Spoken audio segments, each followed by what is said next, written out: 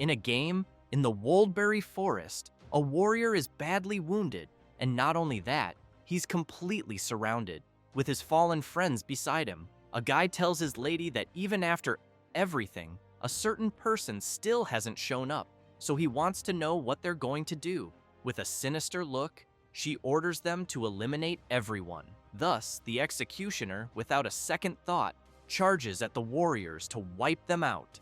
The warrior looks back, expecting the worst, but someone moves swiftly in the shadows and with incredible agility and power, intercepts the attacking executioner. The warriors get excited when they see it's Jaehyun.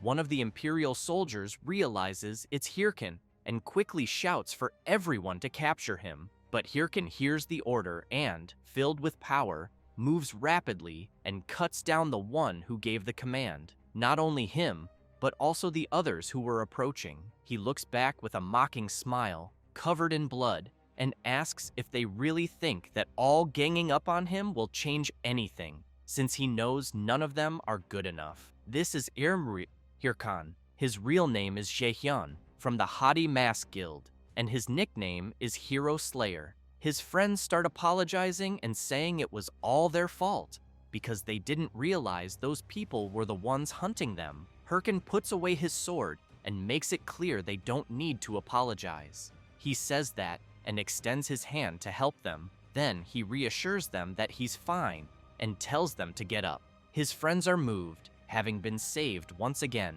But Hirkan keeps emphasizing that, honestly, none of what's happening is their fault. And, looking at the person sitting and watching, he concludes that they're the real pathetic losers, since the real problem is people who can't fight fairly. With a sinister look, he asks the woman if he's wrong. She just smiles without saying a word, stands from her chair, and comments that it's all very exciting, but wants to know what's the point of their friendship. As she walks up to Hirkan with two people at her side, she makes it clear that trash coming together is still just a pile of trash. Her real name is Seol Yeon Chae from the Thunder Hunters Guild, and her nickname is Thunder Queen. Hirkan starts laughing and says she's being pretty sadistic, considering they're the ones getting beaten by the so-called trash. She gets serious and warns him to choose his words more carefully, or she might make him regret it and leave crying. Hirkan grabs his device and asks if she really plans to try making him regret it. He then activates his inventory, equips his mask, his weapon, and finally his full armor, completely transforming. He points his sword and makes it clear that things like regret are for weaklings like her. She goes crazy with rage and calls him a cocky little bastard, shouting for her minions to eliminate him. While Hirkan laughs and wonders if they never learn, he doesn't realize he's been severely impaled by a sword. When he notices, he's confused, but quickly realizes it was by his own friends, the ones he just saved. It doesn't take long for the system to warn that his HP is dropping fast and that his movements are being restricted because of it. As he collapses to the ground, he wonders what the hell just happened. His friend, upset by what he did, apologizes and explains that everyone there has to put food on the table in real life and that they have nothing against him. Hirkan wonders why his friends betrayed him like that.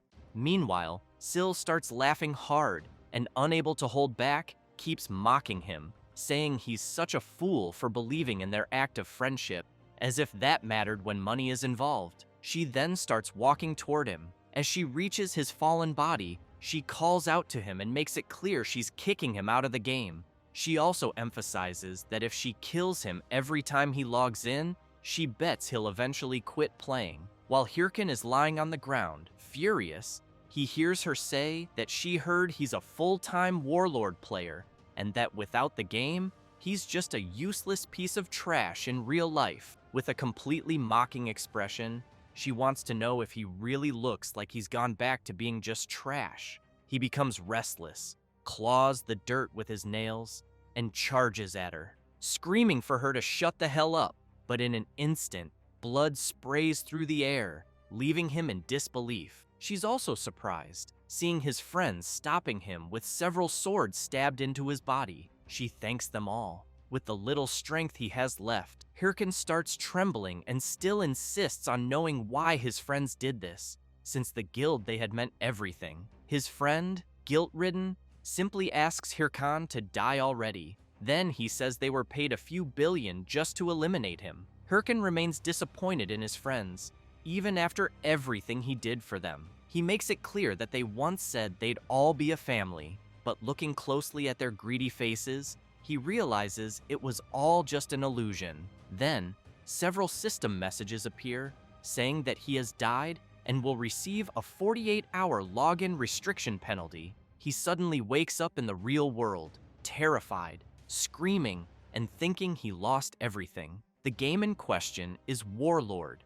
a VR game that took over the world, highly profitable and powered by AI. Jaehyun thinks that game was what made him more than just trash. He remembers when he was playing and met the friend who betrayed him. At the time, he seemed really nice and even invited him to form a guild together. But every time he thinks about it, he gets even more furious, because what happened was unforgivable. He grabs his shirt, puts on some slippers, and runs through the city, thinking he must find and kill everyone involved. He grabs his phone and calls Dong-soo, wondering if he knew everything he went through and if they really think they can just move on alone. But as he runs like crazy, he doesn't notice the red light for him. At that moment, a truck comes speeding and gets dangerously close to hitting him. While he's thinking that if he had known things would end like this, he never would have wasted time caring about anyone. And now,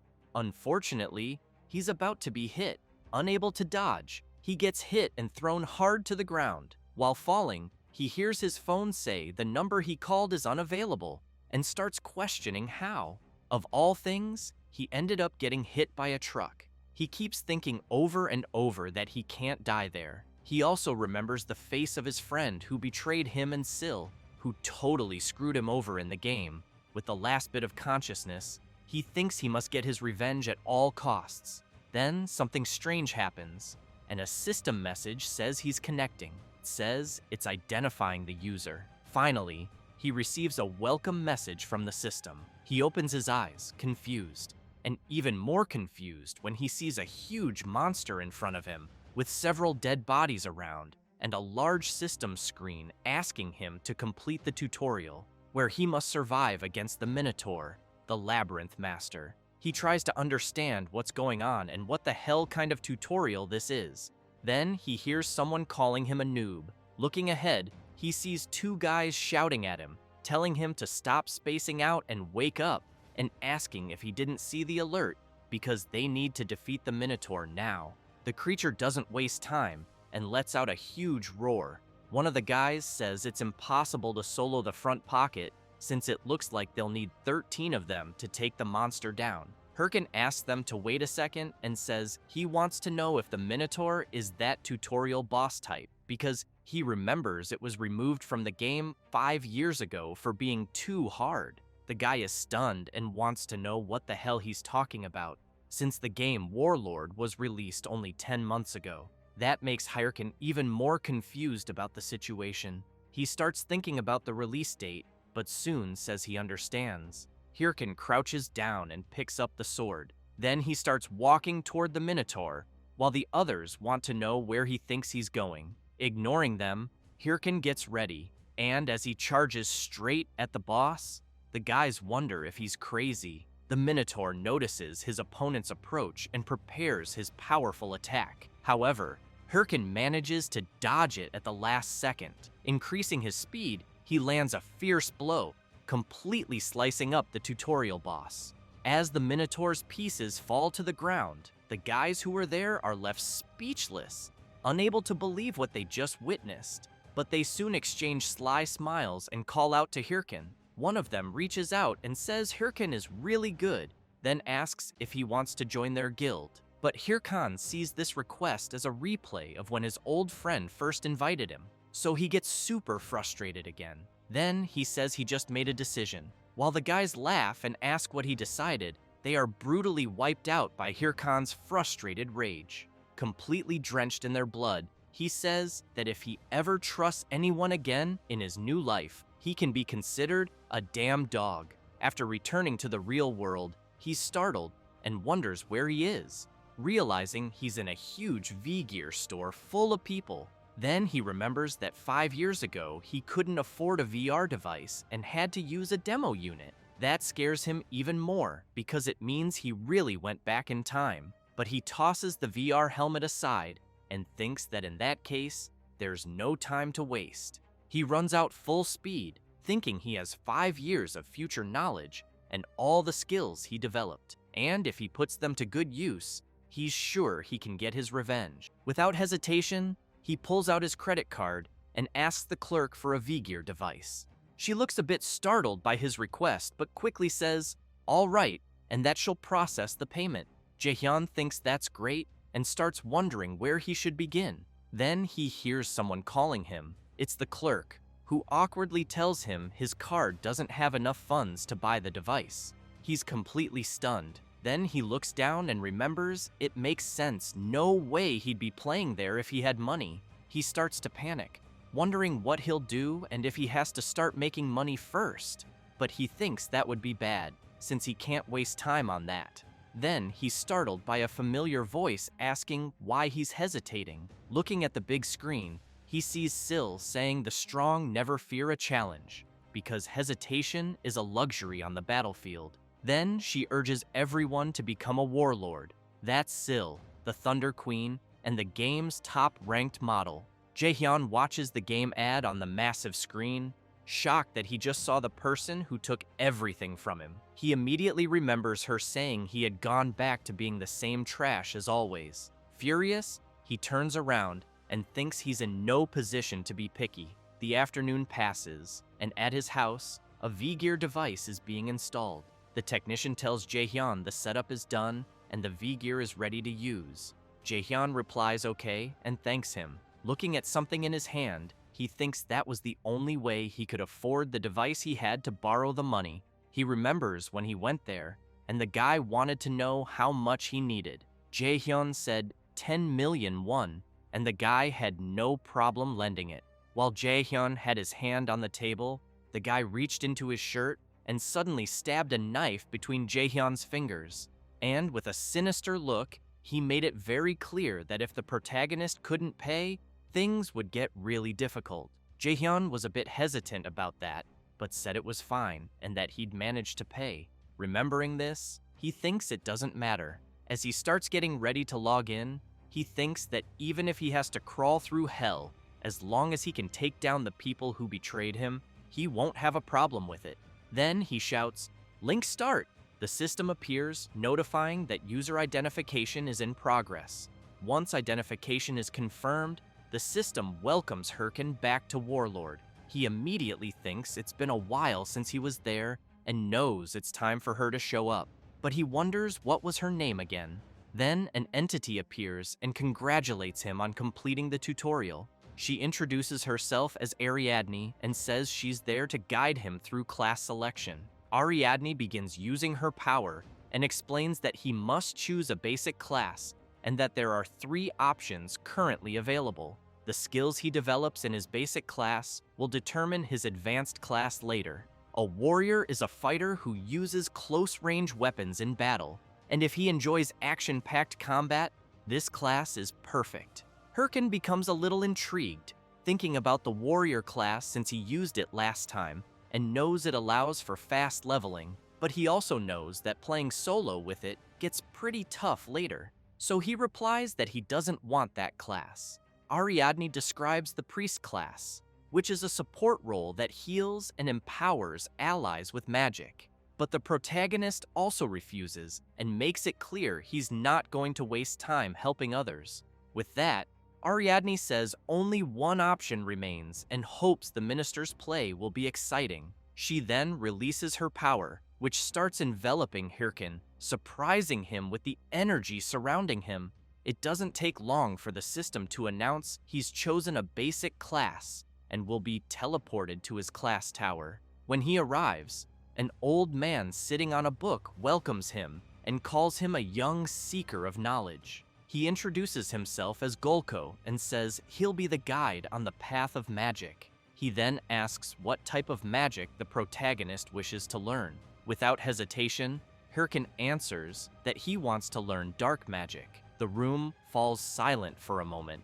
The old man asks if the protagonist really said ancestral magic and apologizes, saying his ears aren't what they used to be. Hirkin replies no, and that he said he wants to learn dark magic. Shocked, the old man asks where he even heard of that, since dark magic is powerful but devours the user's soul. The protagonist confidently replies that he knows he's fully aware of it and is willing to bet everything. Gulko starts trembling and releases a black spring. Then his expression changes completely, and he says he hopes they can dive straight into this. He laughs, saying it's been a while since he saw a young person choose that path. After summoning a book of dark magic in front of the protagonist, he says that if he's ready, he should place his hand on the skill book, but warns again that this path is too treacherous for weak hearts. Without hesitation, Hirkin quickly places his hand on the dark book and with a confident look says to get on with it and emphasizes that his heart is far from weak. He starts laughing as the dark energy begins surrounding him. As the energy takes hold of him, Gulko comments that someone interesting has finally shown up. Hirkin remembers a legendary video from his past life, the Necromancer player soloing a boss raid. He concludes that this is exactly the kind of power he needs right now. With that, the system announces that he has become a Reclaimer, his current title, Airhead, and that he's gained the skill, Bone Shard. Hirkin gets excited about the skill and immediately decides to test it, throwing a skull onto the ground. The system notifies that a skeleton warrior, infused with the protagonist's magic, is starting to take form. Hirkin just watches his magic take effect, and as soon as the skeleton he summoned stands before him, he thinks that this time he's going all in on necromancy. He turns and says it's time to level up and that he thinks the training dungeon should be just ahead. But then he looks at the skeleton soldiers he summoned and sees its head has fallen off. The two of them just stare at each other in silence. After that, a portal opens and someone steps out of it.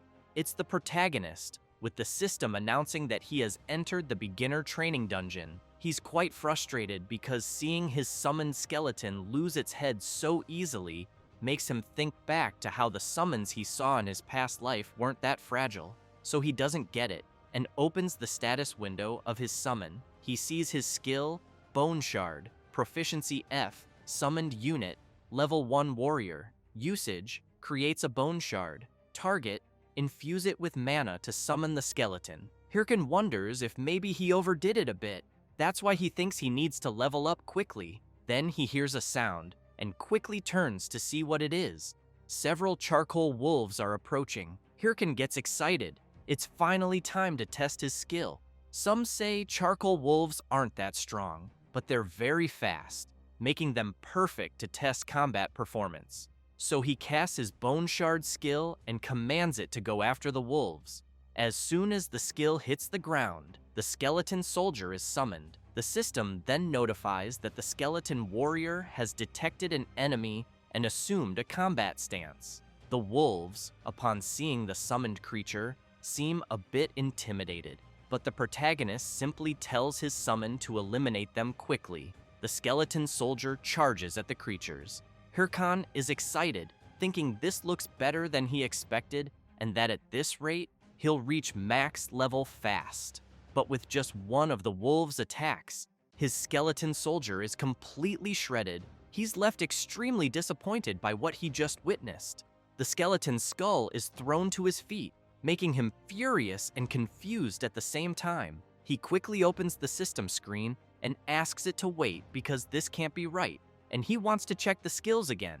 Clicking for more information, he realizes he probably forgot to set the mode, so he switches to Defense Mode 1. But the result is the same, and this time, the wolves are just gnawing on his summon's bones. He switches to Mode 3, Special Action, but that mode makes the warrior do the dance of enthusiasm. Hirkin starts crying, thinking he's completely screwed. He sits down and thinks this is a nightmare he's going through. When he tries to delete his character, the system notifies that character selection is unavailable because newly created accounts can't delete a character for 3 months.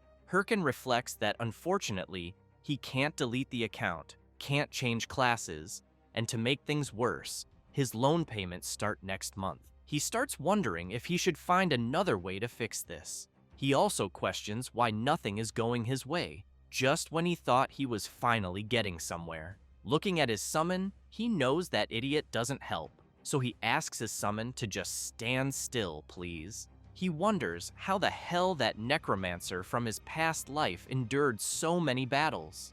Then he remembers something. He looks at the status window and sees that it's possible to improve in combat. He recalls that when he defeated the charcoal wolves, his summon was watching him the whole time, as if it were learning the movements. Then he smiles, throws his club to the summon, and makes it clear that it's lucky to be his minion, because, even if it doesn't seem like it, they used to call him a genius he trained a whole life and turned them into rankers. And there's only one thing his summon needs to remember about combat. He says this as he charges forward to land a blow, emphasizing that if the summon doesn't dodge, it dies. After landing the punch, he throws his summon far away and immediately tells it to get up again. Then, the same thing. He keeps doing it over and over, landing multiple hits on his summon, always slamming it hard against the wall, until he yells, telling it not to just stand there like an idiot after getting hit. It's supposed to dodge first, then counterattack when there's an opening. The skeleton soldier wipes its face and prepares for combat again, but this time, it's against the charcoal wolves once more. This time, however, it manages to dodge the wolves' charge and then lands a counterattack right on the jaw, and finally, a powerful spinning strike. With that, it defeats all the charcoal wolves. The skeleton soldier then turns to its master with a grateful look, but the protagonist wants to know what his summon is looking at. He already said there should be no distractions in battle. Still, he smiles and comments that the last strike wasn't bad at all. Then, the system informs that his bone shard proficiency has increased multiple times. Hirkin smiles and tells his summon did a great job as they leveled up. Sometime later, in the starter village of Castle Fegus, the protagonist is walking through the city, hearing people say the legal guild is recruiting new members, and others talking about a forest raid. He thinks his little bone learns fast, but knows that with a few more days of training, it'll be able to solo dungeons. That's why he sees this as the crucial point first. He needs to reach level 10. Suddenly, someone calls out to him. It's a chubby guy with a dumb face, wanting to know if the protagonist doesn't know he's supposed to apologize after bumping into someone. Hirkin starts wondering who the hell these third-rate bullies are. While the guy keeps talking trash, Hirkin doesn't care at all and thinks he doesn't have time for this, and that it might be best to just kill them and move on. The chubby guy gets ready to punch him while shouting that the protagonist is ignoring him. But then, out of nowhere, a guy appears and blocks the punch. He immediately says the chubby one can't go around punching people. The guy gets nervous and wants to know who the hell just blocked his attack. Hirkin starts sweating cold as he remembers who that person is. Looking at the guy's muscles and strange clothes, he's sure it's Shev the Slayer, the legendary warrior from his past life. The protagonist, afraid of what the chubby guy might do, shouts for him to wait without thinking, but the guy doesn't care and spits on the ground near the legendary warrior. Then he cracks his knuckles and tells Shev to stay out of it if he doesn't know anything, because it was the protagonist who bumped into him and didn't apologize. So he wants to know if Shev's never heard the saying, "An eye for an eye, a tooth for a tooth." Shev starts laughing, but then releases his terrifying monstrous aura, which makes the chubby guy crap his pants. The protagonist is really impressed by the power he feels. Shev smiles, but with a terrifying look, and says that in that case, since the guy hit the palm of his hand, should he retaliate? The chubby guy's friend screams, warning him that the man in front of them is Shev the Slayer. Then he says Shev is the leader of the Red Bulls, one of the top 30 guilds. a battle-crazed lunatic known as Shev the Killer Slayer. The chubby guy turns to his friend and asks why someone like that would be there. But Shev grabs his shoulder and wants to know the answer. The chubby guy turns with a terrified face, but then he and his friend run away apologizing. Shev starts laughing and says he's glad everything was resolved peacefully. Then he pats the protagonist on the shoulder and asks if he's okay, saying he shouldn't worry about people like that.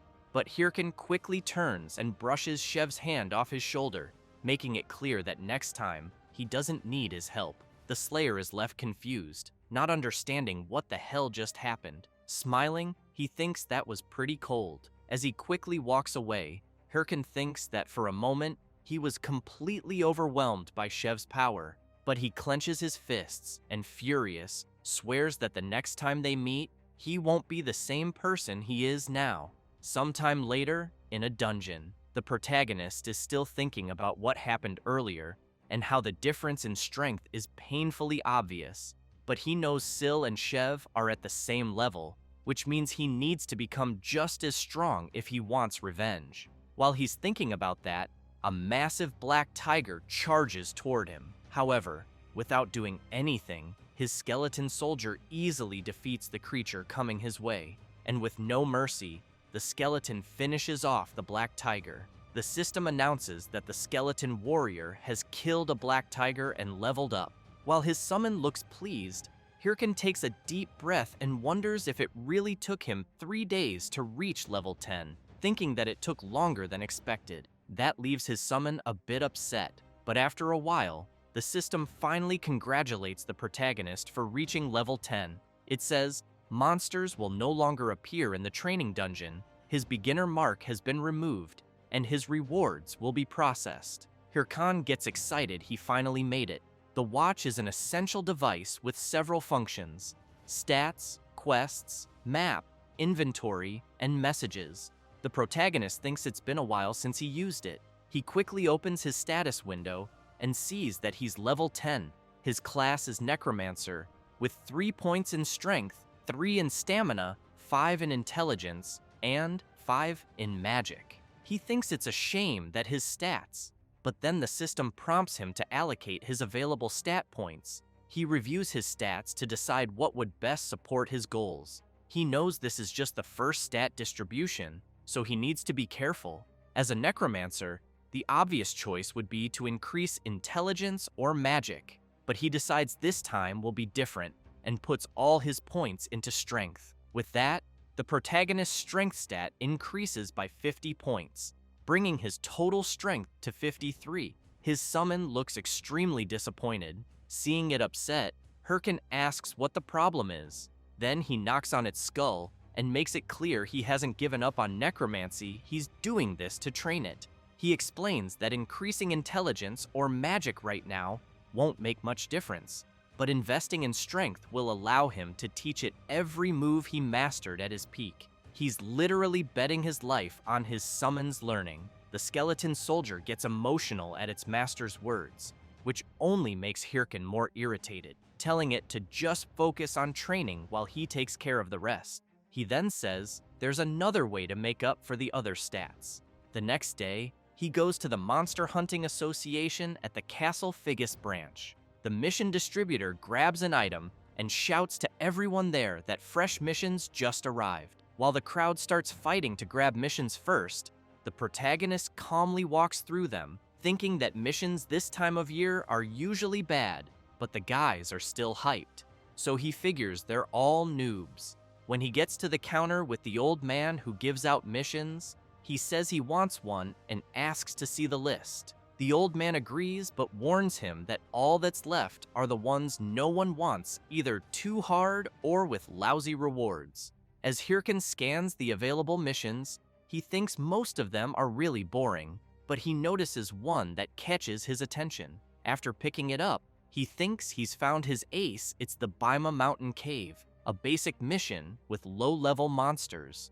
The old man finds it strange and asks if he's sure he wants that one, since the reward is just 10 gold coins. He replies yes, and the system notifies that the quest has been updated. Then he thinks that at first, it seems like just any quest. But if completed before level 15, it'll grant him an ultra-rare title, Rising Star. The protagonist reflects on how people often question the value of a simple title, but he knows that titles increase a player's stats. For example, a scatterbrained mage who gets mocked by a wolf might just be a low-level alchemist with poor attributes. But once he obtains the Rising Star title, it increases attributes by percentage. In other words, this is his first step toward becoming a broken character. So he turns around, and after leaving the quest association, he thinks it's time to gear up.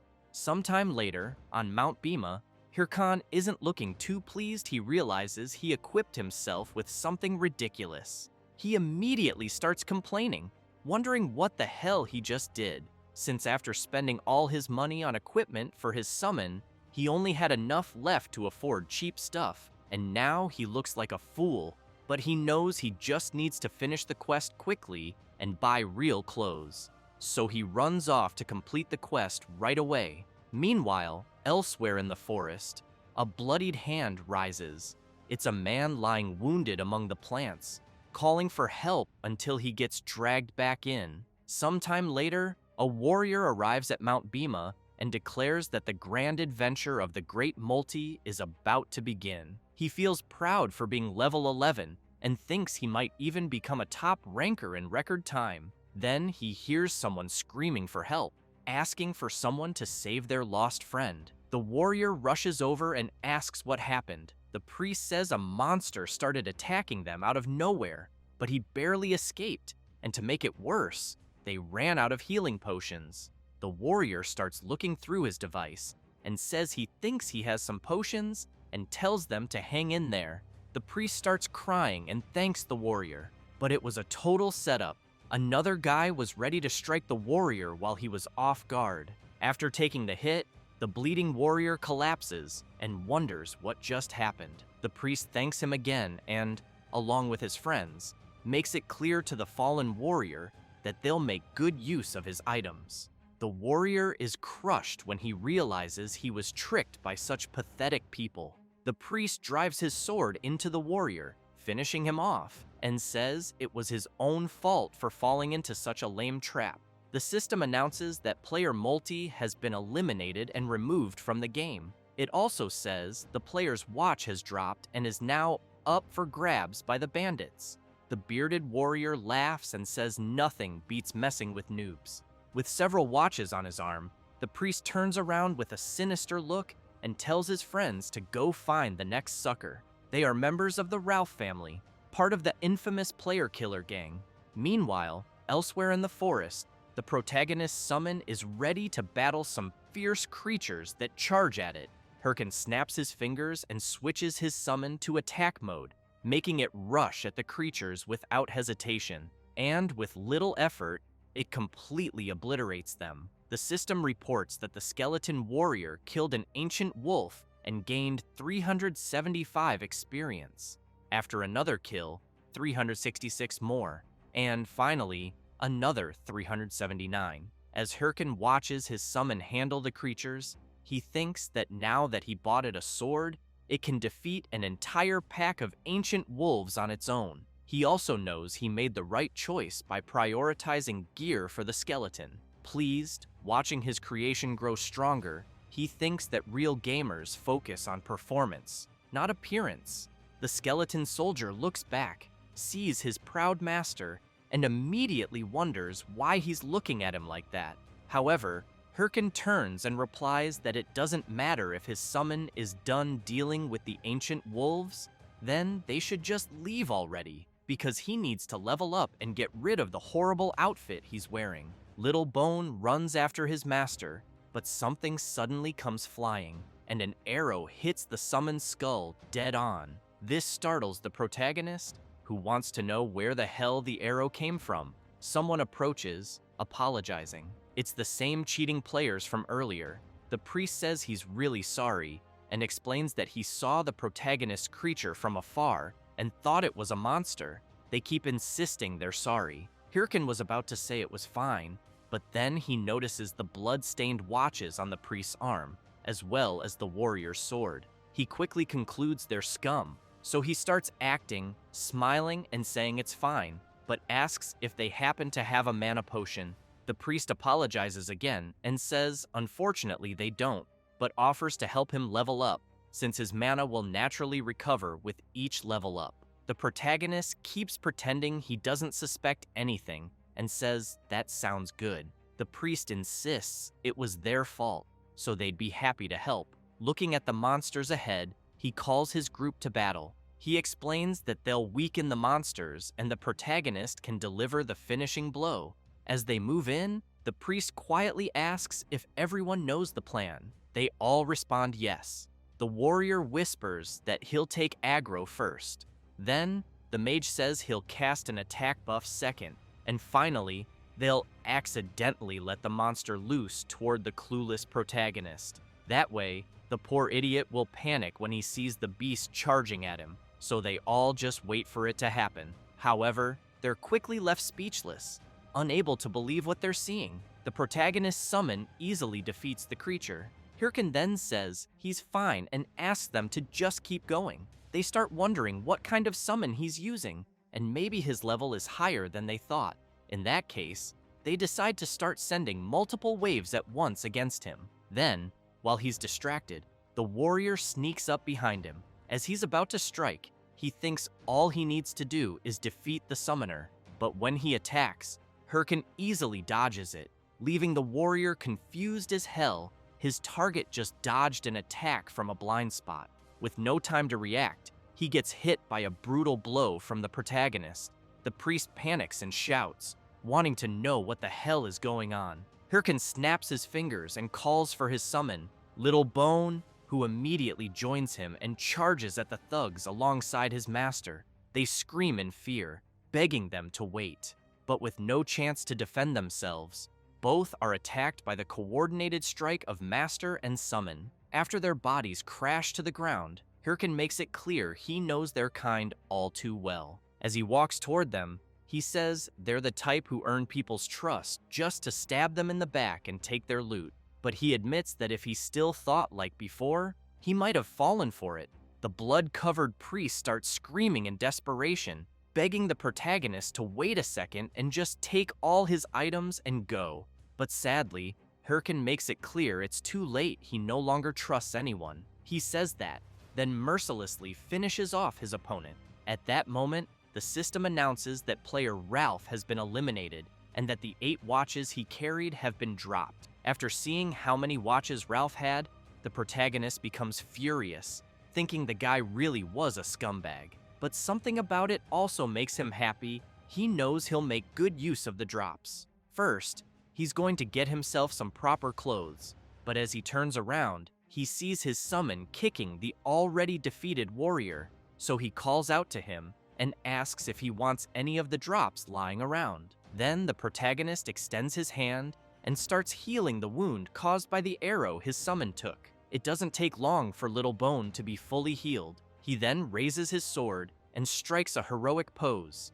Hirkin looks at his excited summon and says, "It really looks like he's happy." The protagonist also comments that appearance doesn't matter in the game, but while striking a ridiculous pose, he emphasizes that what truly matters is being beautiful on the inside. As his summon stares in shock at its master's absurd pose, Hirkin smiles and says the priest's dropped watches were truly a jackpot.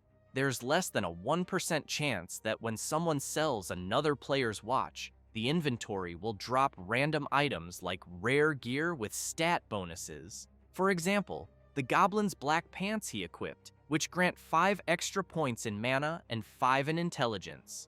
Also the Sword of Ancient Essence, which gives 10 more points in mana, plus the skill books, from which he obtained the Book of Demonic Curse. And lastly, the most important, lots of gold. Hirkin picks up a mask from the dropped inventory and thinks that thanks to the fools he defeated, this was faster than expected. He then concludes that he'll soon start recording his gameplay and knows he'll need the right style for that.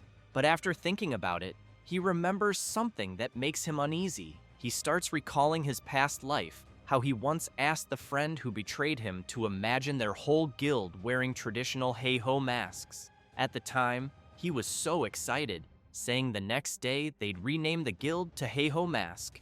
Remembering this leaves him a bit down, and he even considers completely changing his style. However, he begins doing something to the mask, altering its form entirely, and thinks he refuses to let anyone take what's his ever again. Furious, he tells himself he'll prove he was right, and this will be the beginning. So as soon as he equips his sinister mask, he runs off and calls for his summon to follow.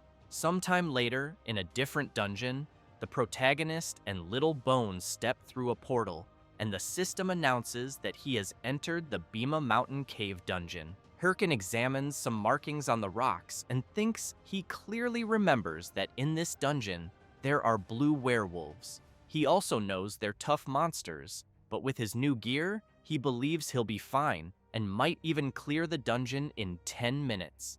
So he calls his summon to go all in.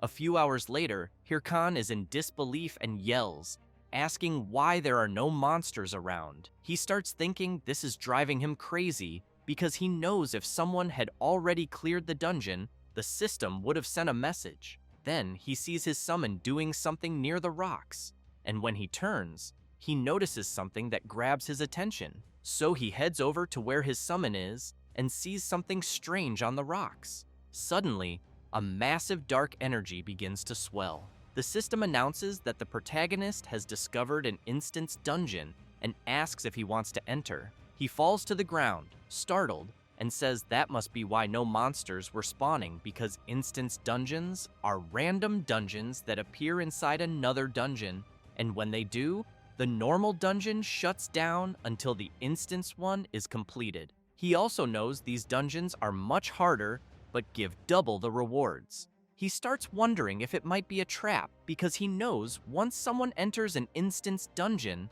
they can't leave until it's completed or they die. So he gets up and tells his summon that, logically, he should just walk away because if he dies, he won't be able to play for 2 days. It would make much more sense to just farm easy missions, but he knows that's not what matters right now. With that, the system confirms he's entered. After stepping through the portal, he says that as long as he doesn't die, he should be fine. But soon, a bright light covers his face, and as he tries to look around, he wonders if the place he's in is an ancient arena, also feeling an intense atmosphere. Then he gets startled by a powerful tremor, which was caused by a massive, sinister werewolf standing before him. It's a corrupted werewolf of unknown level. The creature doesn't hesitate and immediately launches an attack at the protagonist, who is still trying to understand what's happening and, unable to defend himself, is struck and thrown hard against the wall. Little Bones sees his master in trouble and immediately gets furious, assuming a battle stance. But Hirkan laughs and says this is perfect. He keeps laughing and says his luck is insane since a corrupted monster appeared. He's convinced this must be material for a main quest. He then calls for his summon and makes it clear that if they can't defeat the werewolf, they can say goodbye to dinner. With that, he charges at the creature. Little Bone gets ready too. Then, he lays down his sword for his master to step on and leap toward the corrupted werewolf. The creature lets out a loud howl, but Hirkan uses his skill curse release, and his sword is instantly infused with the energy of the demonic curse. The werewolf has no idea what this mere human is doing, but in the blink of an eye, it's struck and has one of its arms sliced off. The werewolf starts screaming in pain as the system notifies that the protagonist's skill is active and the target's stats have been reduced by 10%. As the werewolf howls in agony, Hirkan looks at his sword and reflects on the demonic curse, thinking that for a first try, it wasn't bad at all. However, the werewolf starts releasing a bloody aura and, now extremely enraged, charges straight at the protagonist. At that moment, a system message appears, warning that the corrupted werewolf is enraged and all of its status effects have been nullified. Hirkan simply prepares for the worst, thinking he was already expecting at least this much from a dungeon boss. Then he smiles and says he was saving this for later, but right now seems like the perfect time to test it. He activates his inventory, and a dark energy begins to surge, completely engulfing him, until an explosion occurs, unleashing all the energy, and Hyrule appears fully equipped in sinister battle armor, laughing and asking where he left off. A slot is one of Warlord's unique game features. When activated, the slot channels pure energy from the world of Warlord, enhancing attributes and shaping the player's body. As for the form, it's completely unpredictable, as it varies for each player, which is why most players usually call it Supreme Mode. Hyrule calls out the corrupted werewolf to bring it on and show what it's got. The beast becomes furious and lets out a powerful roar. Then it charges at the protagonist, but as it tries to strike, Hyrule dodges without much trouble. He keeps avoiding multiple lunges from the werewolf. Then he jumps back to gain some time, but the creature doesn't care and unleashes another powerful attack. While evading the werewolf's strike, the protagonist thinks that his opponent is definitely a boss. Given its speed and power, he starts to wonder how many of the beast's attacks he could withstand. The werewolf comes charging again, showing several possible openings. Noticing one of them, Hyrule, with his sword radiating energy, lands a powerful slash on the werewolf, making it scream in pain. He then smiles and says that this is why he finds the game so fun, but he's startled by a tremor, as the werewolf is still not defeated and is attacking again. Hyrule takes a deep breath and realizes his opponent is still enraged and that he can't afford to relax in battle. While airborne and the werewolf about to grab him with its claws, the protagonist looks to the side, wondering if his summon is just hiding something. Then, Little Bone jumps onto the werewolf and manages to cut off its other arm. Hyrule immediately shouts to his summon, saying it's time for the attack they practiced. The werewolf is left confused and helpless as it's hit by their combo attack. The attack was so fast that they managed to land several simultaneous strikes, slicing the enemy completely, and the system announces that they have defeated the corrupted werewolf. Hyrule then deactivates his slot and comments that it wasn't bad at all. Next, the mission card the protagonist selected starts spinning and glowing brightly. It reveals that the Mount Bima Cave mission, Defeat the Monsters, has been completed, and the protagonist received 10 gold coins as a reward. The system also announces that the skeleton warrior defeated a high-level monster, and the skill, Bone Shard, has been upgraded to rank E. Additionally, the protagonist also obtained the werewolf's skull and hide. While his summon celebrates, Hyrule notes that it seems like instant dungeons really do have the best drops. The system continues by announcing that the protagonist obtained the Corrupted Tracker's Necklace, a unique chronicle item. It boosts all class-related attributes, plus 18 to all stats. It's bound to the user, non-transferable, with only one requirement: the user must have the Corrupted Tracker title. Hyrule is quite surprised by this drop. He knows he can't sell it, but it's still a higher class item than any standard one. He gets even more surprised as he also earns 3 new titles. Rising Star, which grants plus 3% to intelligence and mana. Hyrule knew he was going to get that one. The next title is Hero Challenger, granting plus 3 to stamina. Hyrule comments that he even got a group title, since he soloed an instant dungeon. And finally, the Corrupted Tracker title. He's quite surprised and wonders if this is the introduction title for the first chapter of the main quest, the Corrupted Count. Hyrule knows that the main quest is the foundation of the Warlord game world, being a crucial storyline, and because the rewards are insanely good, every player wants in no matter what.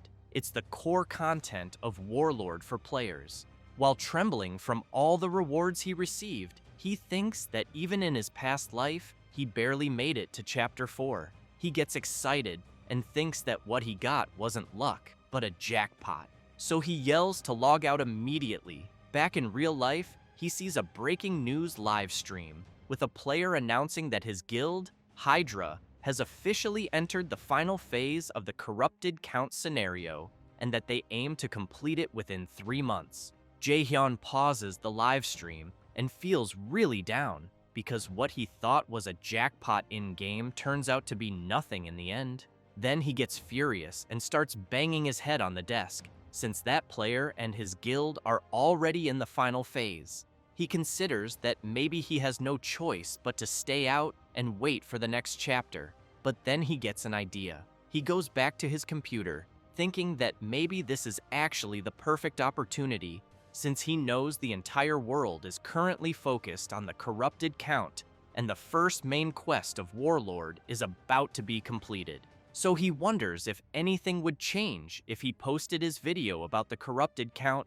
thinking it might go viral. Jaehyun thinks it was a great idea to have recorded everything, so he knows he needs to edit and upload it to WTube as fast as possible. However, he also knows that editing is the key, and he can't just leave that to anyone, meaning there's only one person for the job: the legendary editor from his past life, the filmmaker, Romeni. She sees the protagonist's request and wonders who this person named Hairkin could be. While checking the request, she questions what a level 15 could even accomplish. Maybe the starting cave, guessing it's just some rich newbie making a flashy video for social media, until something catches her eye and she ends up genuinely shocked, remembering a certain person. Then she gets really excited upon realizing who it is. This is Romeni, a freelance video editor, and her in-game nickname is Hell's Mouth. Meanwhile, elsewhere, a woman is watching some news on her tablet. One of her employees rushes in, asking if she called. She says a new video about the corrupted count has just been uploaded. She hands the tablet to her employee and says it's quite interesting, since a level 15 defeated a corrupted werewolf solo. The four-eyed guy laughs and says her team also saw him, but made it clear that corrupted werewolves are low level, so they didn't think it was worth tracking. She smiles and says she liked it. Then she asks her employee to bring the person from the video to her. This is Sholyon Che, heiress of the Thunder Corporation, the biggest business conglomerate, and her name in Warlord is none other than Thunder Queen Syl. The next day, the protagonist is quite surprised looking at something on his phone. Seeing the video he posted the day before, he notices it already has many views. To be exact, over 6,000 views. He feels awkward, knowing it took him months to reach that many views in his past life. Looking at the message Romeni sent, asking if he saw the view count, he realizes something else has changed. She contacted him first. He knows that normally she never reaches out first, as she's supposedly a very mysterious person. Then she asks when he'll send the next video. Jaehyun lies back in his pod, takes a deep breath, and says he's wondering that too, since he has no idea what to do for the next video, and there's no way he's going to find another monster like that werewolf with the ear again. So he thinks it's better to start making videos only once he reaches level 50. That said, he turns on the VR device, begins logging into the game, and thinks he needs to strike while the iron's hot. Meanwhile, Shev the Slayer is watching the protagonist's video. He comments that no matter how many times he watches it, the protagonist's moves always seem impressive. However, he becomes intrigued by something while watching the video and wonders if he doesn't already know him from somewhere, as he seems very familiar. Then a beautiful woman arrives. This is Yell, affiliated with the Red Bulls. Shev tells her he's talking about Herkin, the one with the ha-ho mask, and that he's one of the trending topics right now. She wants to know if her friend is watching the video again, saying it would be strange if he weren't familiar when Shev watches it all the time. The blonde guy takes a deep breath and, all excited, shouts that the game makes you feel like you're moving in real life. So when people play for the first time, they tend to be shy with their movements. But that's not the case for the protagonist. Then he asks if she saw how the protagonist trained his summon, since it's on another level compared to other necromancers. Yell starts getting annoyed with her friend's chatter and yells at him to shut up. Then she starts pushing him and tells him that if he's going to keep talking nonsense, he should go back inside because they're going live in 5 minutes. Shev smiles, winks, and says he really likes her. Crossing her arms and taking a deep breath, she says that if he really does, then he'd better do well in the upcoming live stream. She then says that over 200,000 people bought tickets just to see him, the leader of the Red Bulls and the man ranked 9th in Warlord, the Slayer Shev. With that, as the live stream begins, a dungeon portal appears, and both he and the members of his guild get ready to enter. Shev smiles and, pointing his blade, tells everyone to prepare for battle. Meanwhile, at the affiliated Raiders Association of Castle Figus, Hirkin is very disappointed and starts slamming the table because there are no missions available. He wonders how there could be absolutely no good mission, so he considers taking a break from making videos for now.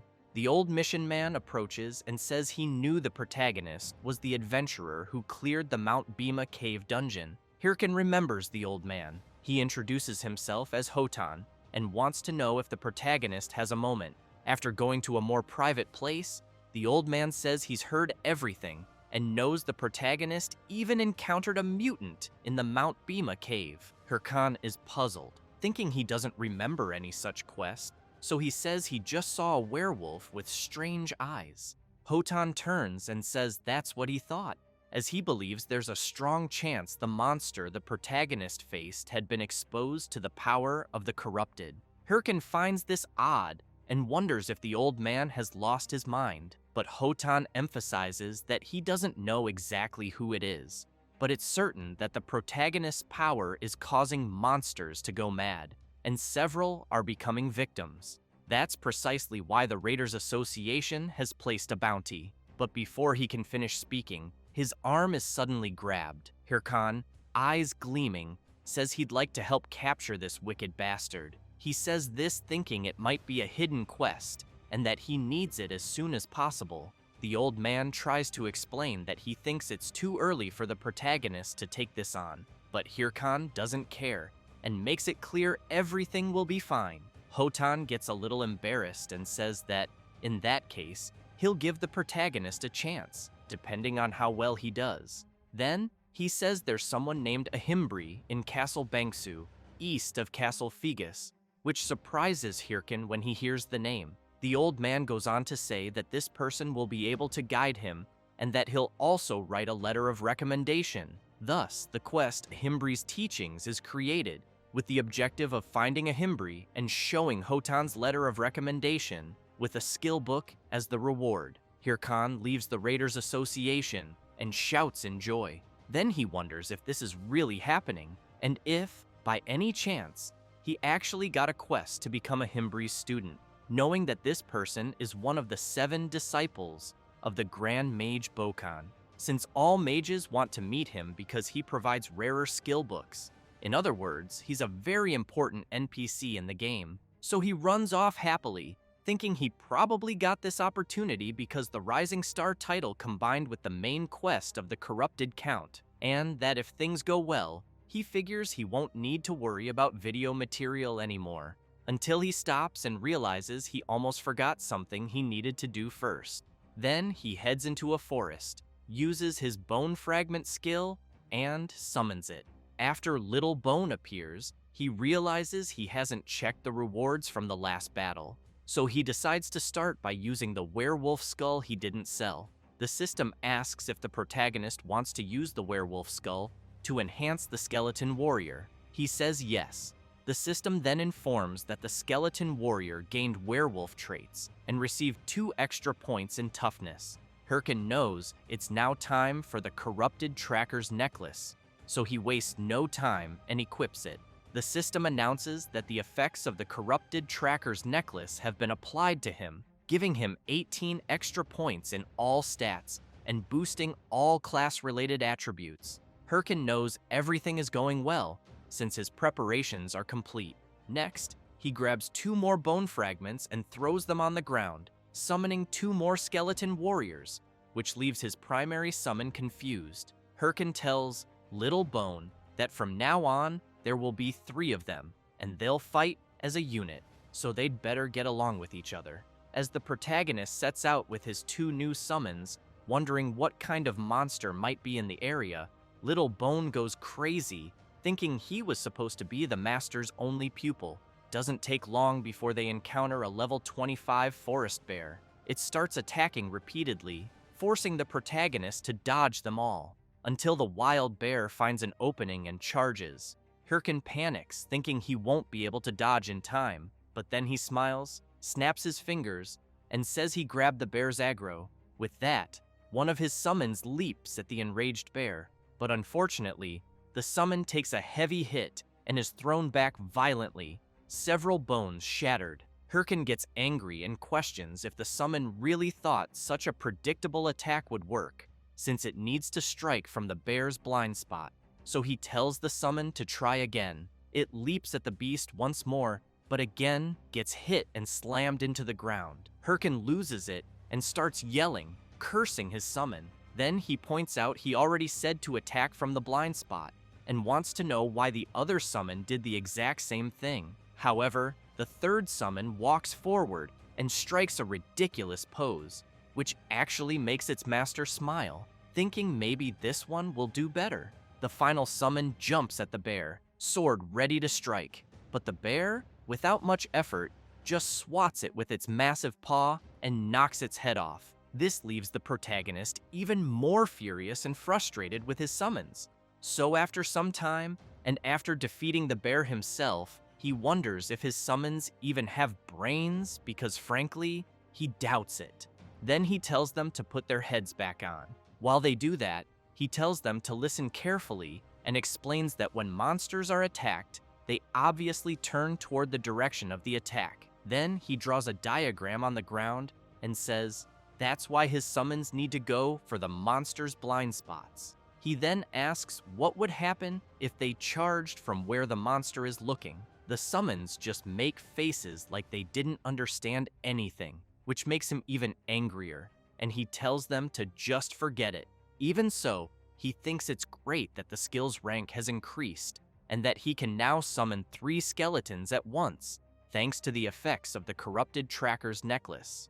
But he knows the problem is that his summons can't work together. They just repeat what was told to one of them before, but since they haven't learned to fight as a team, they don't know how to do it. So he finds himself in a dilemma, knowing that his summons cost triple the mana, but are even worse than before. Then he gets up and says whatever, since he already reached level 20 like he wanted, and it also seems like he won't be able to make combat videos for a while. So he turns around and tells his summons to get up too, because they're going to train all the way to Castle Bangsu. He thought he'd leave the fighting to his summons while he sat back and relaxed like a necromancer should, but it seems he won't be able to avoid the front lines.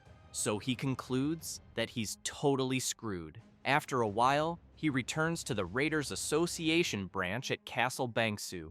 Inside, it's full of players. Then, a guy walks out of a room, and everyone immediately gets excited to see that a certain player has come out.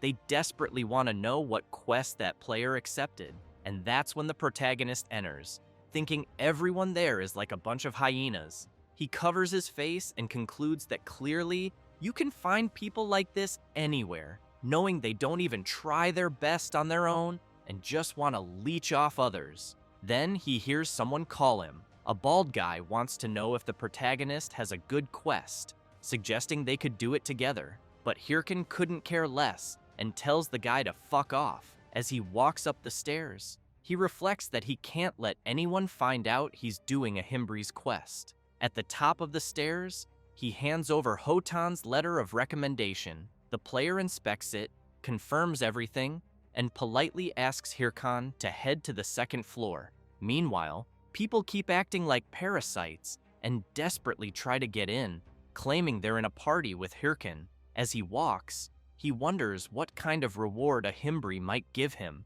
thinking it must be good, since it's a hidden quest, and that he'll try to build a long-term relationship with him. As soon as he walks through the door, he politely asks to come in, but is shocked to see tons of books and a huge mess. A person among the clutter wants to know who the protagonist is, since he doesn't remember scheduling anything. This is the NPC Ahimbri. Hirkin hands over the letter of recommendation, introduces himself, and says he's there on Hotan, the old man's recommendation. The NPC looks at the letter and comments that the protagonist seems to be a novice dark mage, and therefore assumes he must be pretty skilled for his level. Hirkin laughs and says it was just luck, but he thinks it doesn't matter as long as he gets the reward. Ahimbri says he understands and proceeds to give the protagonist his rewards. Hirkin gets excited after receiving the Bone Armor Skill Book and the Helm of Madness book. Then he thanks Ahimbri for giving him 2 super rare books. Ahimbri says that's it for business and asks the protagonist to leave. The system then announces that the Ahimbri's Teachings quest has been completed. He tells Hirkin to be careful on the way back. Hirkin finds it odd and asks the NPC to wait, wondering why the quest ended so quickly, and if he doesn't have another one to give, he knows he didn't come all this way just to get a couple of skills. So he starts yelling for Ahimbri, saying he'll do anything. The NPC then grabs the protagonist's hand and asks if he really will do anything. Hirkan replies yes. With a very suspicious expression, Ahimbri thanks him. With that, Hirkan receives the quest, the nest's egg, which requires him to retrieve the egg from the nest. And to make things worse, there's no reward. This leaves Hirkan in shock, thinking the NPC tricked him. Meanwhile, a knight walks through the city, causing people nearby to grow visibly nervous. Then they begin to wonder if the knight's gear isn't some kind of very expensive type. He continues walking and heads to the Affiliated Raiders Association. Then he wonders if that's where the player Ha-Ho Mask might be. Meanwhile, the protagonist, after leaving Ahimbri's room, feels very disappointed, thinking it's really possible to get scammed by an NPC. So he walks off, thinking he expected to receive a quest related to the main storyline. But now he wants to know what the hell this egg quest is, especially since it has no reward. Still very frustrated, he keeps questioning if he really needs to do it. Then, out of nowhere, a strange guy appears right in front of him, asking about the quest. Soon, several other players surround the protagonist, all trying to find out what mission he got. He panics, thinking he forgot those guys were there, and wonders what to do now. Maybe he should just kill them all. Then, out of nowhere, the knight appears, releasing his intense power and blasting the players away. He asks the protagonist if he has a moment for a talk, saying he'd like to speak somewhere quiet. Hirkin finds it strange and wonders who the hell this guy is who just showed up. So he tells the knight to fuck off, but the knight gets really close to the protagonist's face and whispers, calling him Ha-Ho Mask and asking him to cooperate. That really scares Hirkin after hearing himself called by that name. So they go to an alley in the city. The knight says he's sorry for causing trouble. Then he taps his watch and says he felt like they couldn't talk properly out there. After unequipping his helmet, Hirkan is confused, thinking that based on the player's gear, he must be at least a ranker, but he doesn't recognize him. So he wonders who the player could be and how he knows the name Ha-Ho Mask. The knight asks if the protagonist really is Ha-Ho Mask. Hirkin starts getting nervous and thinks that in situations like this, the best thing to do is pretend he knows nothing. So he asks who this Ha-Ho Mask is that the knight keeps talking about, saying he just followed him there for a chat, but really wants to know who the hell Ha-Ho Mask is. The knight, a bit frustrated, wants to know if the protagonist didn't just receive a quest from an NPC named Ahimbri. Hirkin steps up to the player and demands to know who he is and why he should share any information, especially since he dragged him there. Still pretending he knows nothing, he flips the player off and asks if he's looking for a fight, but he thinks to himself that he has absolutely no clue who this guy is. All he knows is that he needs to keep pretending. The player stays silent for a moment, but suddenly reaches out his hand and says he clearly made a mistake and apologizes. Hirkin breathes a sigh of relief, shakes the player's hand, and says it's fine. Then he turns around to leave, making it clear he'll let it go just this once. The player just watches the protagonist walk away. However, another player had been hiding there using a skill and tells his friend that he doesn't think the protagonist is the one they're looking for. The knight points out one thing for sure: the guy isn't skilled, because if he had been playing Warlord for a while, he wouldn't have carelessly exposed his wrist with the watch like that. The other player then asks if they really need to keep monitoring the NPC Ahimbri, since the corrupted count quest is almost finished. And even if someone found out about it now, he wonders what they could really do. The knight says that the nest's egg quest the protagonist received is the main quest, which is why he thinks they shouldn't take unnecessary risks. So the mage says he'll return to his position. The knight agrees and says goodbye. However, someone had been watching that conversation, Hirkin, who quickly realizes there were actually two players there. He thinks they're definitely part of an organization since they're working together, but he also believes that if they were from a normal guild, they would have made an offer after revealing who they were. With that, he concludes that those guys definitely aren't ordinary players, since they were testing him like that, but he remains curious, wondering who the hell those players were. The next day, Hirkin is still puzzled about what happened, thinking there must be something more to the nest's egg quest he received. He figures they probably saw his video and already knew the Heiho mask would receive Ahimbri's quest, especially since they let him go so easily. That's why he thinks they don't care who Heiho mask actually is.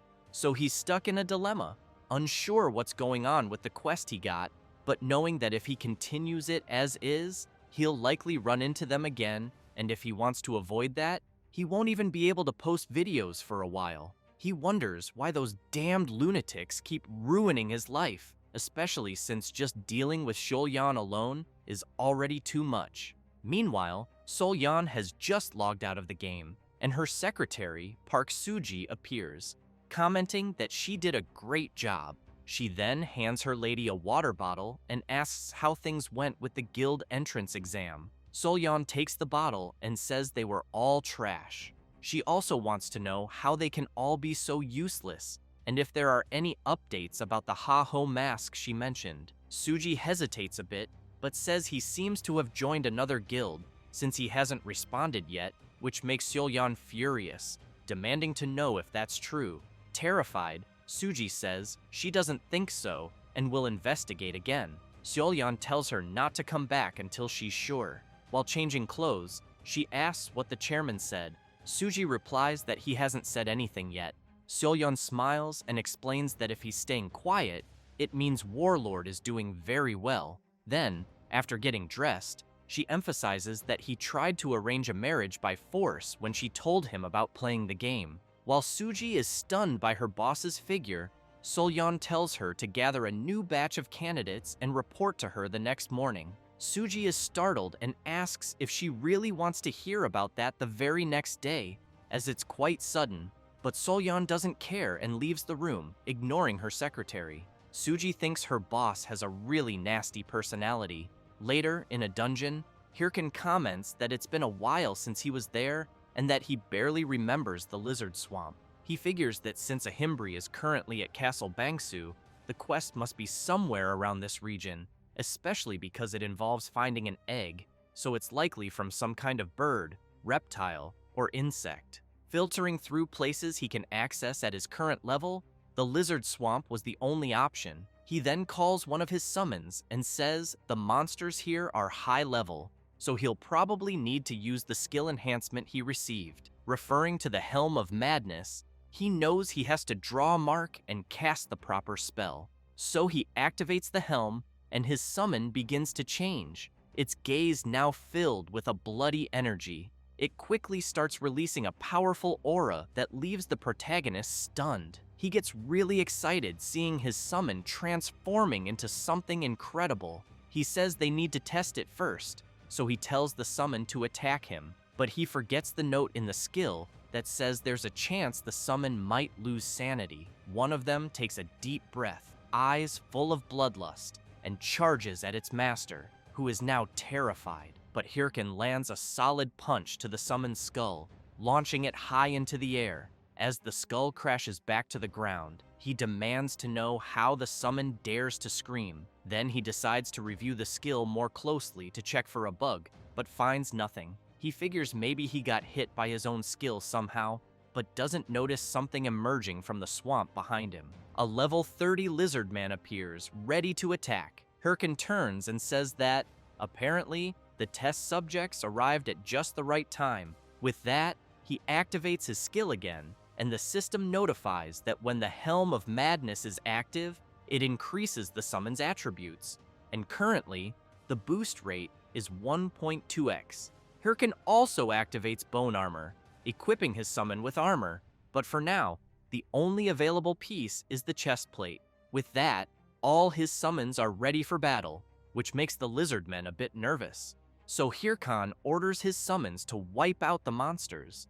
They unleash a series of attacks, forcing the lizardmen into full defense. One of them takes advantage of a distracted enemy, appears behind it, and strikes with a powerful, merciless slash. It doesn't take long for the system to announce that the skeleton warriors killed 3 lizardmen and earned 864 experience points, and that the protagonist leveled up twice. Hirkin watches his summons and bursts into laughter, full of excitement. Then he tells his summons that for the next week, they'll be hunting monsters while searching for the egg, and if that's not the right region for the quest, they'll move elsewhere. While calling his summons to head out, someone watches him from afar. It's a bold woman. She plays coy, thinking about how she'll introduce herself. She keeps thinking how beautiful she is, then admits to herself that's not what she meant to think, but knows it's true, and there's nothing she can do, since everyone likes her no matter what. That's why life has always been easy for her. When she pretends she's in trouble, her slaves always come to help. But as soon as she takes a step, she slips in the mud and falls face first into a puddle. Furious, she thinks about how much she hates this place. She then remembers that one of her slaves brought her there to help her level up, but in the end, he died quickly, and now she's stuck there. Watching the protagonist from a distance, she knows the monsters there are too strong and the terrain is difficult. Then, as she stares more closely at the protagonist, she gets an idea. Maybe she just found herself a new slave. He hears a strange sound, and when he looks back, he sees Ilya stumbling before collapsing on the ground, asking for help. She puts on a pitiful face and says she hurt her legs because of the monsters, but inside, she's thinking the fool in front of her will fall for her act and won't resist helping a damsel in distress. But the protagonist doesn't care at all and simply turns away, continuing on his path. That leaves her completely stunned, wondering why the hell he acted like that. As she shouts for help, Hirkin just thinks another lunatic has shown up.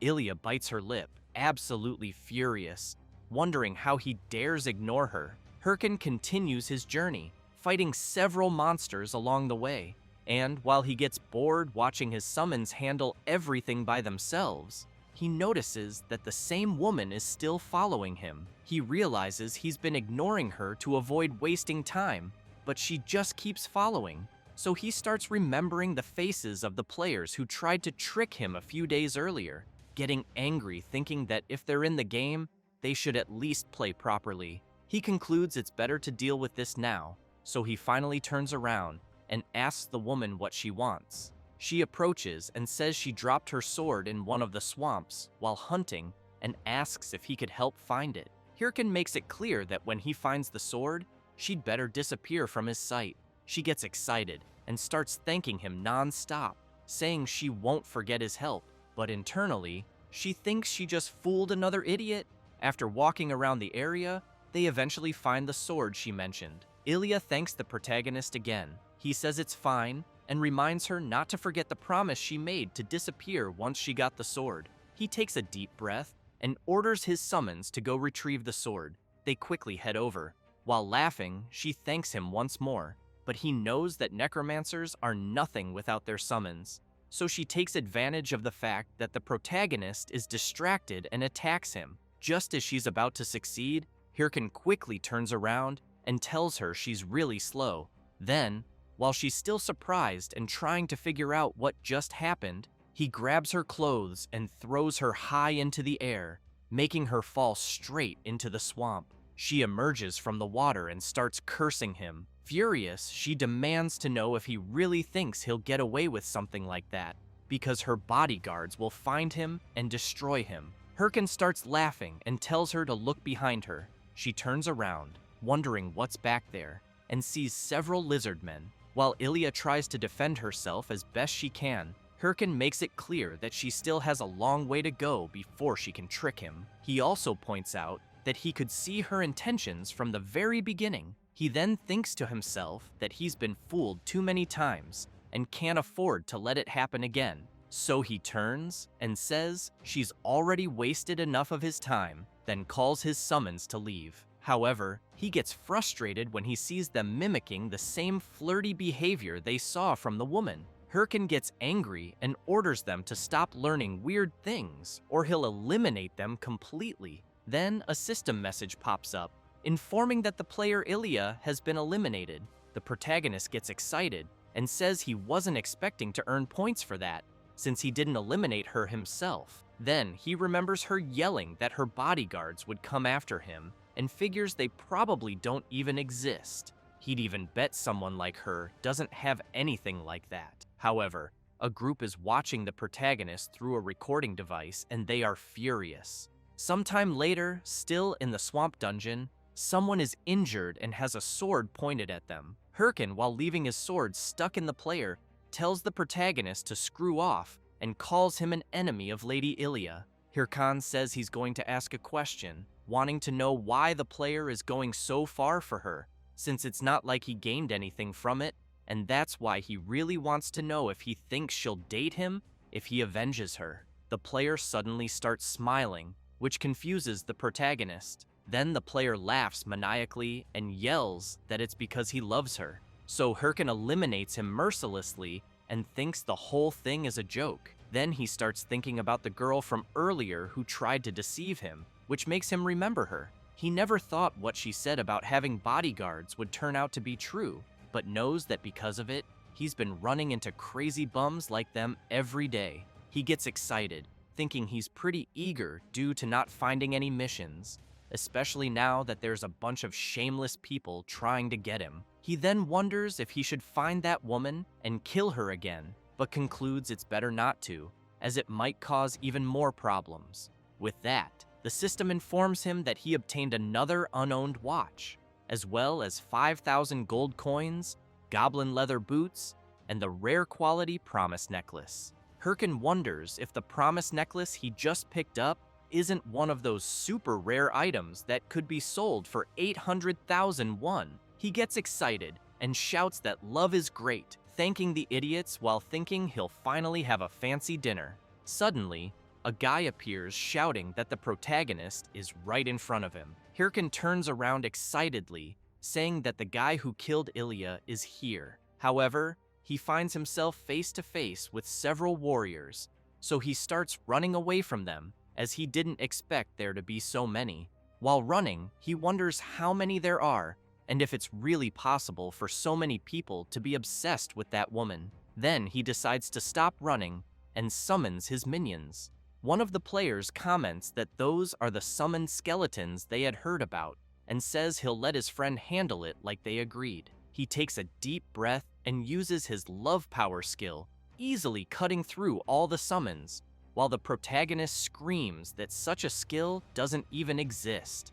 Then, he sees a system notification that his skeleton was destroyed, so he thinks they seem to be a higher level than him, and since there are so many, he doesn't think he can fight them head-on. So he boosts his speed even more, leaving them behind, and swears that once he levels up, he'll find and eliminate them. After running for a while, Hirkin stops to catch his breath. He soon thinks that it's hard to shake players off because his level is lower, and for now, he just needs to keep moving. Then he's surprised when he feels something strange in the air. He turns around and wonders where he is, knowing that the place is very different from the rest. He realizes he doesn't remember a place like this in the lizard swamp, and that he's been in the area for days but has never seen this kind of black swamp.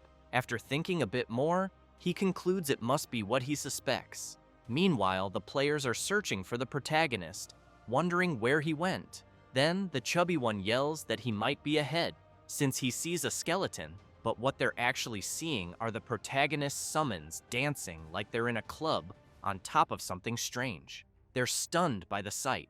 The chubby one gets furious, curses the protagonist, and says that it wasn't enough to hurt Lady Ilya, now he dares to insult them like this. Without thinking twice, he charges straight at the summons. But at that moment, a huge creature emerges from the swamp and grabs the chubby guy, pulling him into its massive mouth. His friends are paralyzed with fear because of the enormous creature. This is the level 40 lizard dragon, the boss of the lizard swamp, which easily devours the chubby guy. Hirkin just hides, watching the players deal with the boss. He then thinks he never imagined the nest would be the lizard dragon's nest, since he knows it's a boss with huge defense, HP, and attack, requiring a group of 20 level 40 players just to barely defeat it. He also reflects that, from what he heard, the lizard dragon raid was completed some time ago, and normally, this boss shouldn't even be here. However, he considers that if someone with a related quest enters the area like his quest to take the egg from the nest, the monster will respawn. In other words, if the lizard dragon is here, this must be the location of Ahimbri's quest. That makes him even more curious, wondering if Ahimbri really sent him there to defeat that thing and take the egg back, even knowing he's only a level 20 player. He gets furious, thinking that NPC is a real scumbag, but he also knows that luckily, he managed to gather some good comrades, so he figures it should be fine. One of Ilya's love slaves yells that the lizard dragon is too much and they better retreat, but Hirkin shows up and says they can't do that. He then uses his bone fragment skill and summons his skeleton warriors. The players, seeing the protagonist's summons, comment that they're surrounded.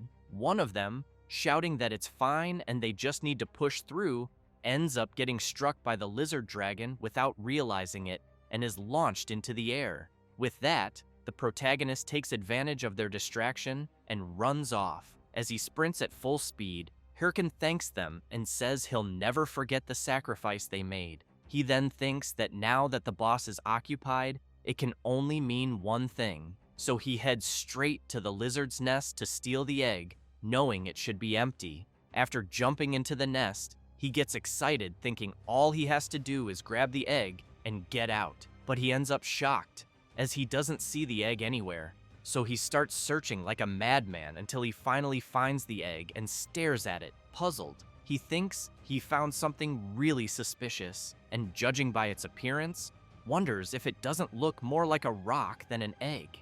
Then he gets spooked when the system informs him that his skeleton warrior was destroyed. He turns around and assumes the lizard dragon must be returning after detecting an intruder. It doesn't take long before the boss returns to the nest, furious.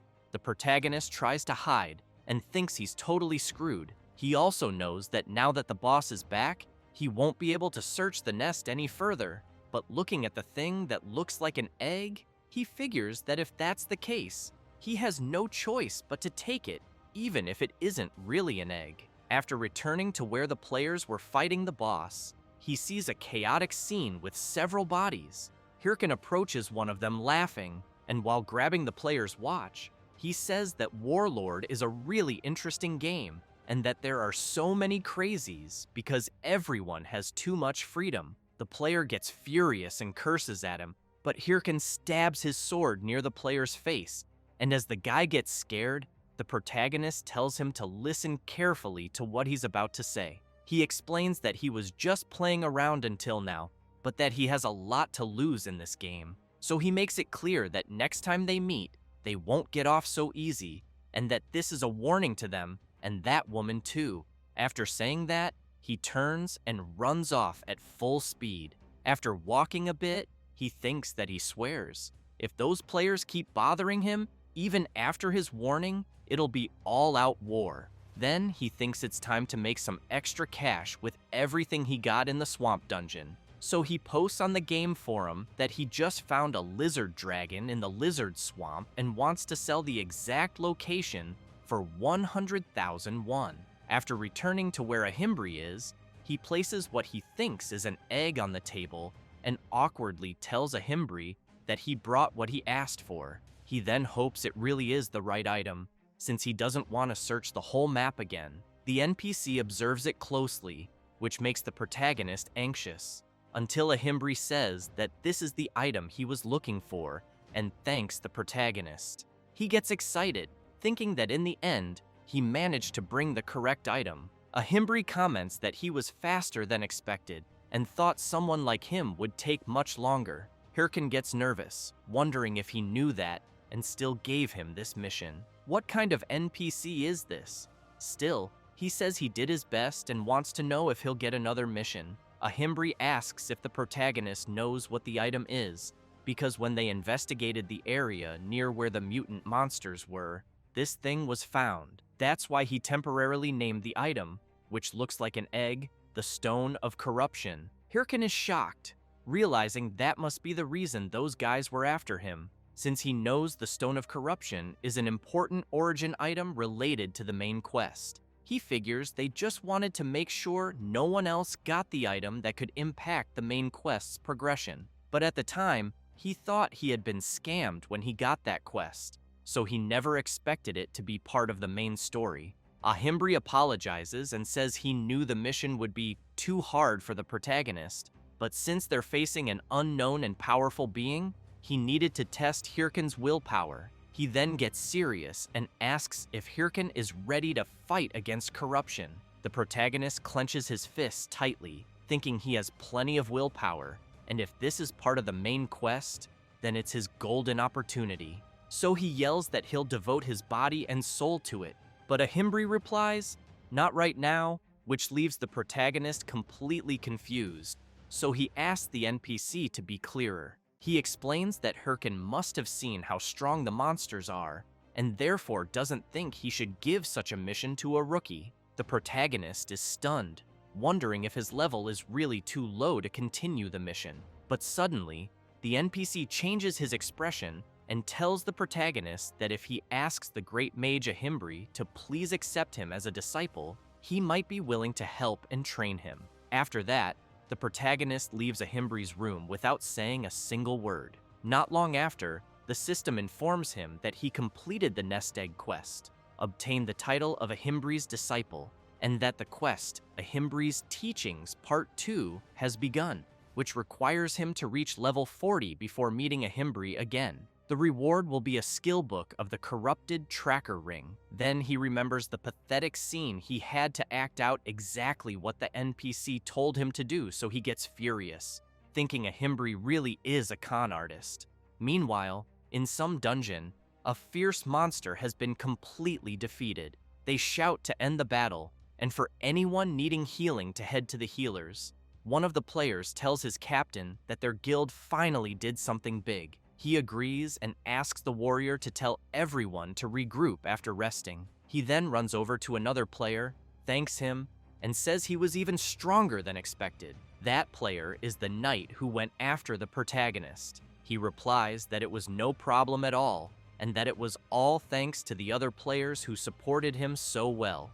The guild captain insists that wasn't the case and says that if it had been just them, at least 5 members would have died. That's why he believes it was thanks to him that they completed the raid with no casualties. He also admits he had doubts when he heard there were helpers who accepted money to assist in boss raids, and says he's really glad he hired him. Then he takes a pouch of coins and says it's all they have to offer. The knight notices that this isn't the promised payment. The captain awkwardly admits he knows that, but says it's separate from the original deal. However, the knight gets serious and says he won't accept it, as he doesn't like breaking the rules. This leaves the guild captain embarrassed and very surprised, and he apologizes, thinking the knight was just helping out for the money. While the captain wonders why a ranker would take on such a low-level raid, the knight walks off, saying he's going to collect all the items from the nest, as promised. The captain yells to warn him that there probably isn't anything of value in the nest. Meanwhile, the player thinks he got really lucky, since he never imagined he'd get a chance like this to obtain the Stone of Corruption. He remembers being worried when he heard the lizard dragon had respawned, thinking that Heiho Mask might already be on the quest. But since the lizard dragon was still alive, he assumes the protagonist must have failed. So he jumps into the nest and thinks that defeating a boss isn't something you do with mechanics alone. He gets excited, knowing that all he has to do now is grab the Stone of Corruption and stop Heiho Mask from completing the quest. But then he's disappointed to realize the Stone of Corruption isn't there. He starts trembling with rage and shouts, cursing the protagonist.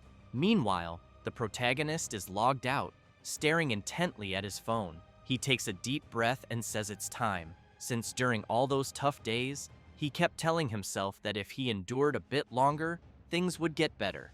But he gets nervous and decides that ends now. He builds up confidence and says he's going to do it. He's going to order steak. He grabs his phone, starts jumping around like crazy, and says he was trying to save on gas and food just in case. But now that he's completed the main quest, he figures it's okay to treat himself to a juicy steak, especially since he earned some extra money. So he thinks it's a fitting reward and time to convert it into real money. As soon as he does, he sees his massive balance in the account and gets excited, saying, "It's finally time for steak." But then he watches several deductions hit his account: debt payments, utility bills, and rent. His balance drops to 856.1, leaving him stunned, since that's not even enough to buy instant noodles.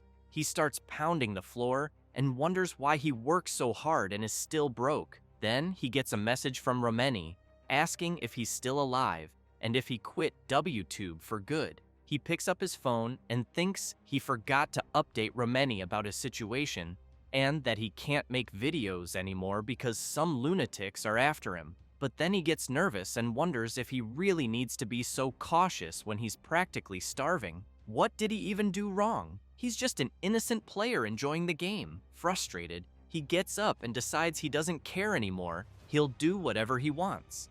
So he logs back into the game and goes to a creepy place that looks like a graveyard.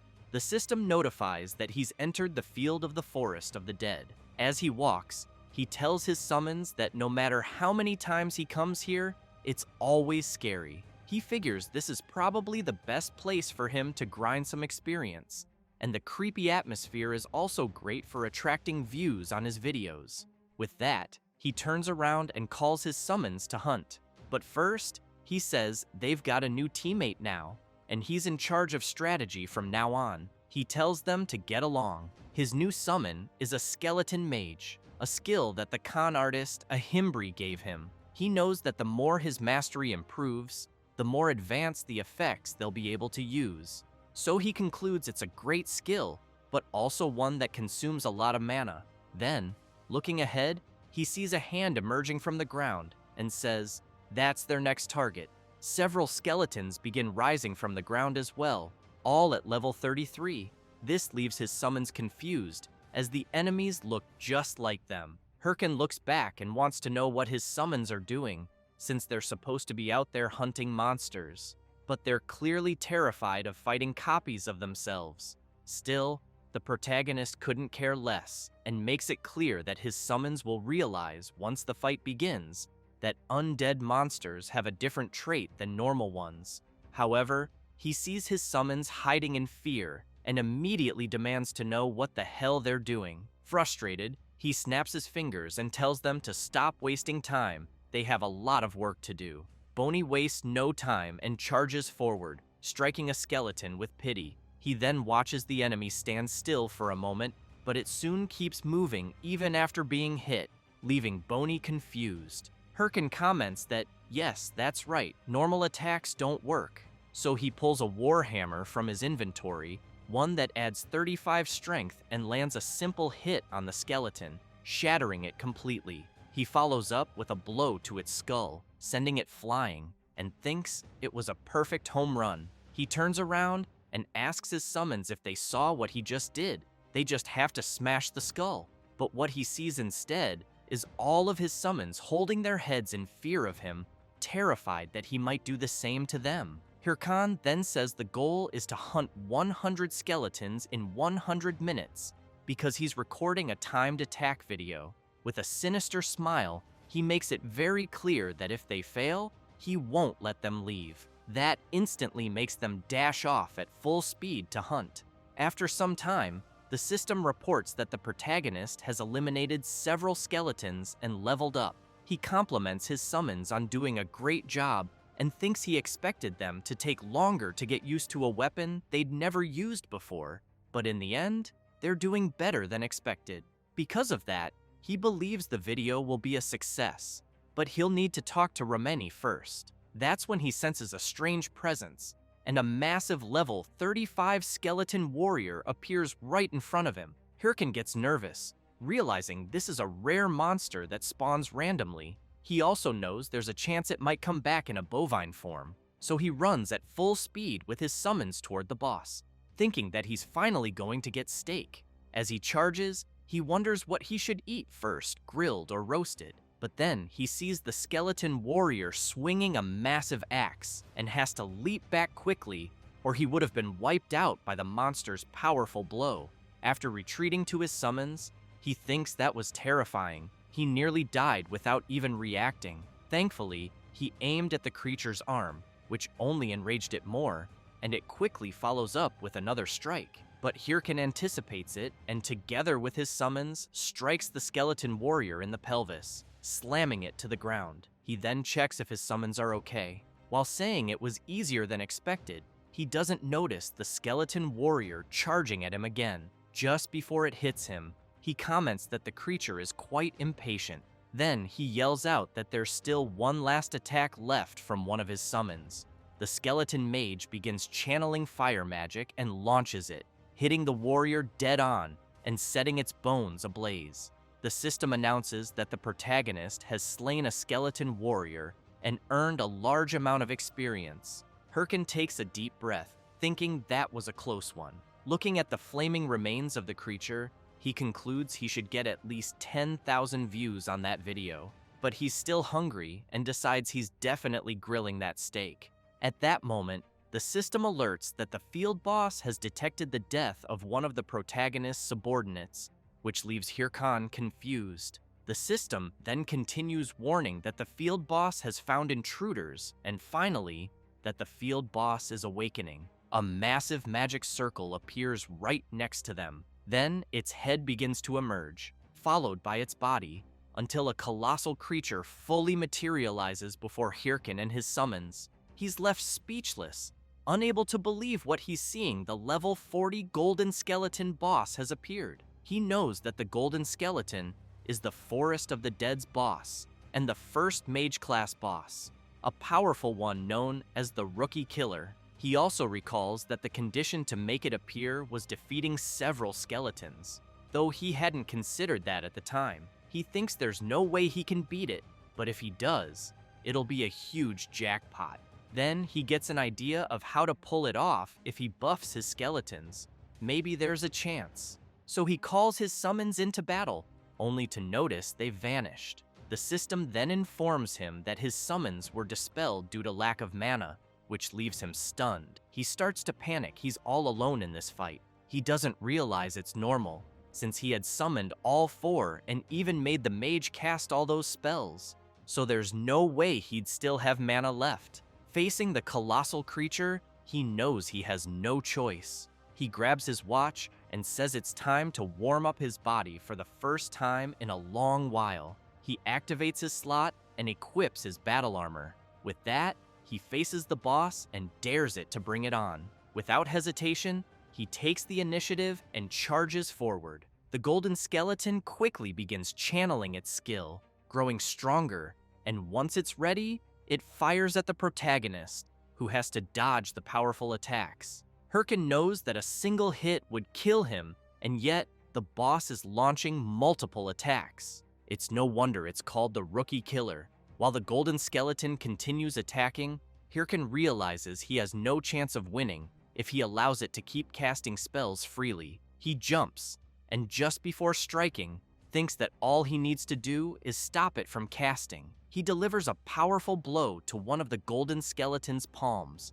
managing to delay its attack. Hirkin notices that the boss's hands are tied to its spells, so he figures he just needs to destroy all of them. At that moment, the golden skeleton begins to react strangely, and the system alerts that the field boss is staring directly at the protagonist. which confuses him. Then the system warns that the boss has seen through him and is evaluating the protagonist's skill level.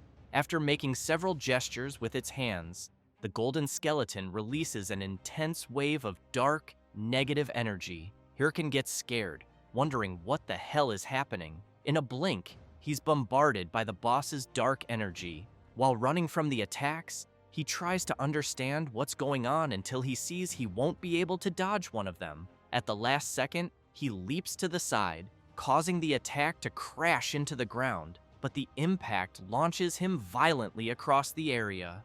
Lying on the ground, he catches his breath and questions the boss's insane attack pattern. He doesn't remember it being like this. He wonders if he's misremembering, or if the golden skeleton had hidden patterns, or maybe it just got rebalanced in a patch, like the Minotaur in the tutorial mission. That thought discourages him, since, unfortunately, he can't recall clearly after all.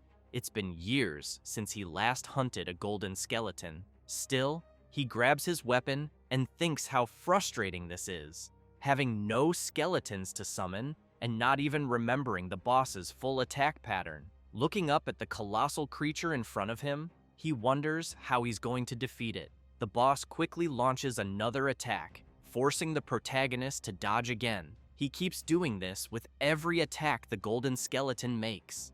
As he gets a little closer to the boss, he thinks he can actually dodge the attacks as long as he knows their trajectory. Unfortunately, he also knows that this leaves him with no time to counterattack, so he reflects that he needs to find a blind spot as fast as possible.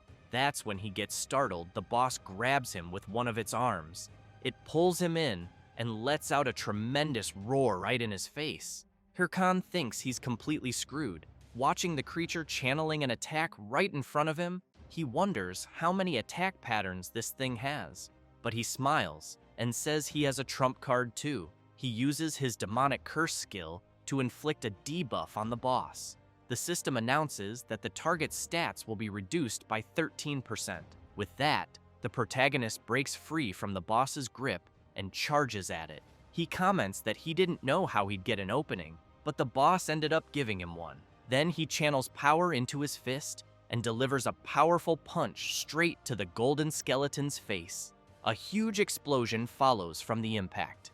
The skeleton's bones begin cracking and breaking at once, which gets Hirkan completely hyped. The golden skeleton starts to fade away. Not long after, the system informs the protagonist that he has defeated the golden skeleton, earned lots of experience points, received a hefty sum of gold coins, obtained the title Skeleton Slayer, and leveled up. He breathes in relief. As he deactivates his slot, he thinks that was a close one, certain he would have failed if it had lasted 10 more minutes. Then he pulls up his status screen and sees that he's currently at level 36 with 9 titles. His stats show 109 strength, 35 stamina, 101 intelligence, and 141 mana. He gets excited knowing he's reached level 36. However, he also realizes that things will get dangerous from here. Even though 141 mana is a decent number considering he invested the bare minimum in that stat, he knows it's still not enough. So far, he's been pushing forward thanks to his titles and level ups, but now that he has more skills to use, it's just not sufficient.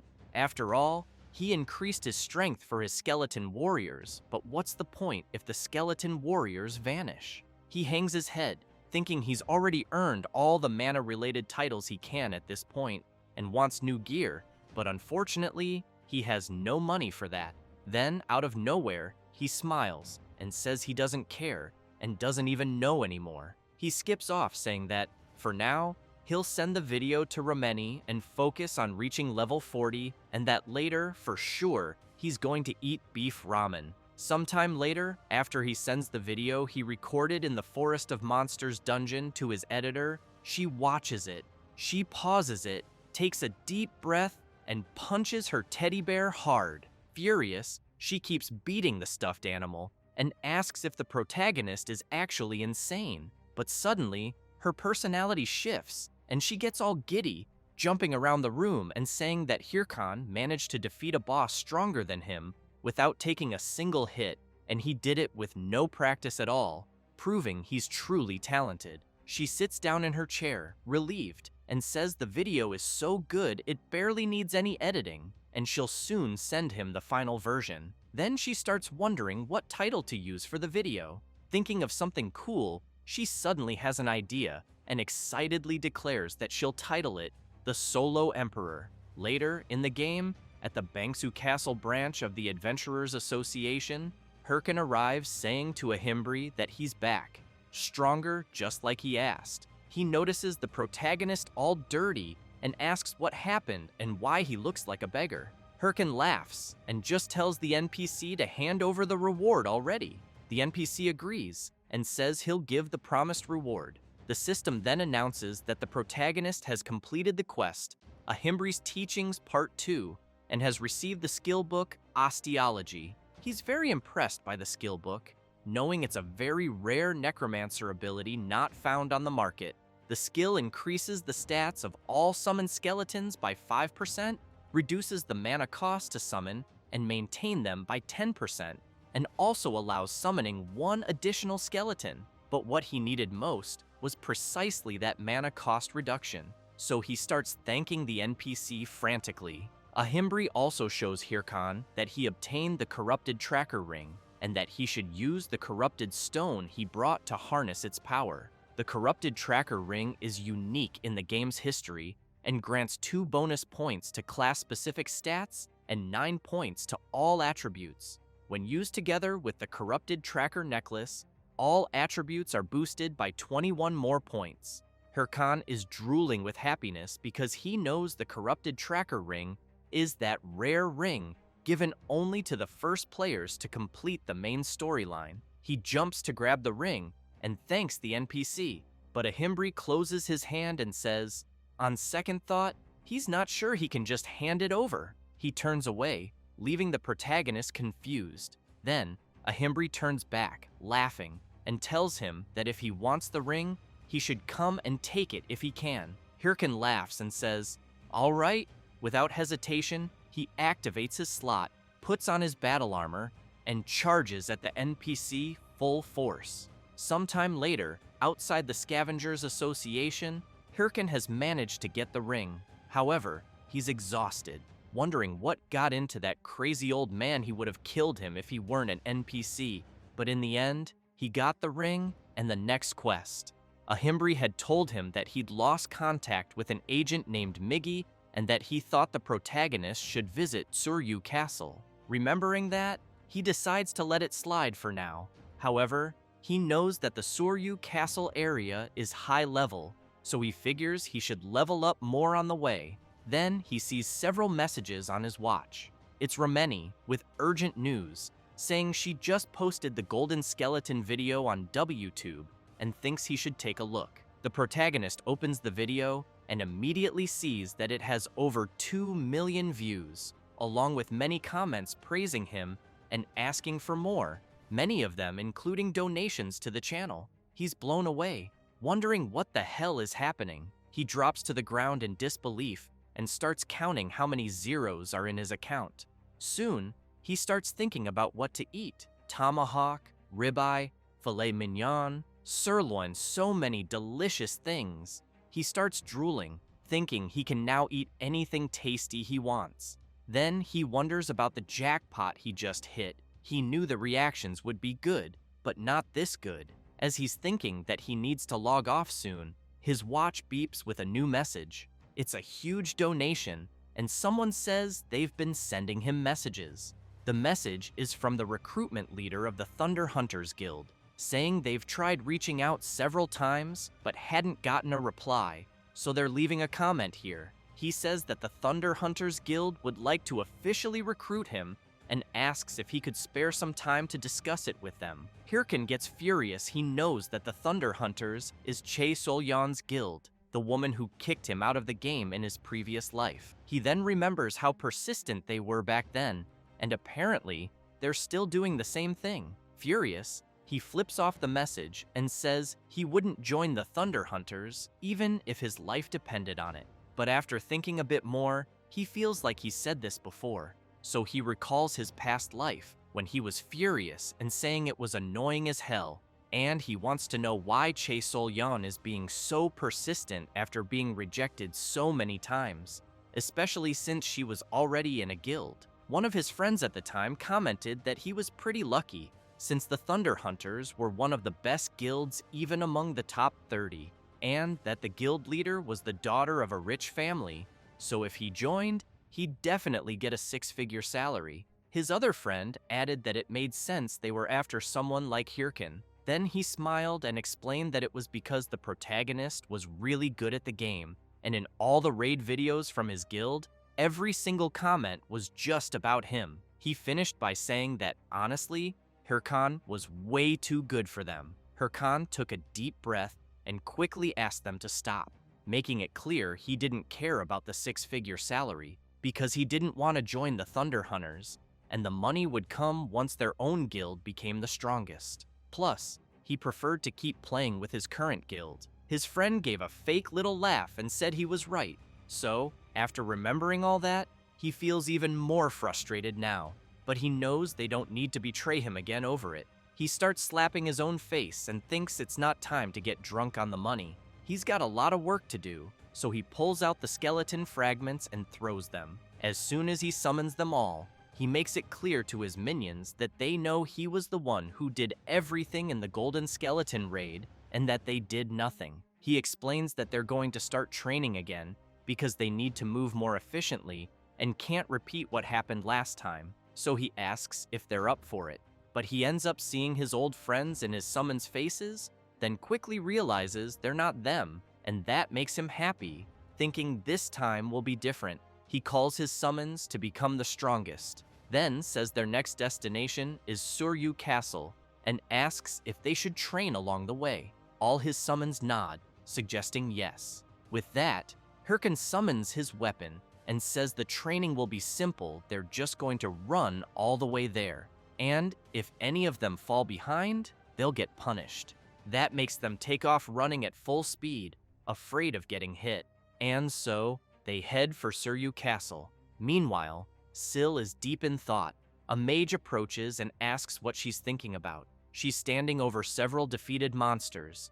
The mage informs her lady that it's almost time for the meeting. This is Hatch from the Thunder Hunters Guild. Syl jumps down from where she was and quickly asks how the progress is going on the Corrupted Count mission. Hatch says they haven't made any progress yet and still haven't found any clue for the next quest. Syl gets furious and says she can't believe they let the Hydra Guild grab the main quest before them. Hatch tries to argue, saying she thinks they'll find it soon, since they're going to a meeting with the leaders of all 30 top guilds. Syl emphasizes that there's no way a meeting with those losers will be useful.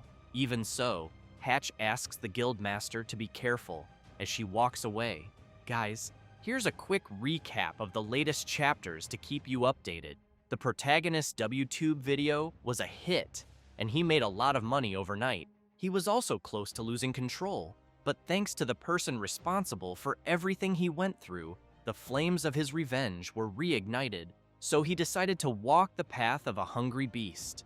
The first thing he did was go to the loan shark he had borrowed money from, and as soon as he got there, he threw down his money bag and made it clear he would pay the full debt, principal, and interest in cash, which surprised the loan shark. Jaehyun, as he's called in real life, after handing over the money, asked if everything was okay. Next, the protagonist bought rare skill books, which made him quite happy. However, once back in the game, he knew he was broke again, with his account balance at 0.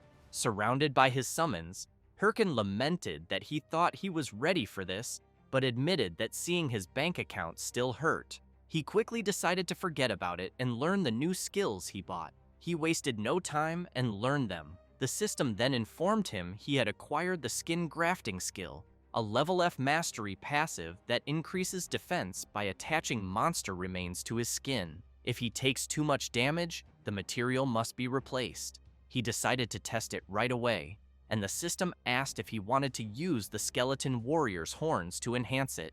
He said yes, and the system notified that he had gained the essence of a skeleton warrior and 5 defense points. Curious, he equipped a sword and tested it by attacking himself. He was pleased and commented that he was perfectly fine and that it was much better than expected since nothing happened to him. Then he moved on to the next skill. The system notified him he had acquired the Curse of Sloth skill, allowing him to cast a curse that slows the target's movements. The larger, faster, and stronger the target, the more mana it consumes and the shorter the duration. Hirkin found it interesting, looked to the side, saw his summons, and tested the skill on them, concluding it could be useful in battle. Finally, he opened his last book. The system then informed him he had obtained the Golem summoning skill. Hirkin knew this was the hardest skill to get and the one he wanted most. He tested it immediately, which even surprised his summons. He smiled, and seeing his summoned golem, said he could finally summon it.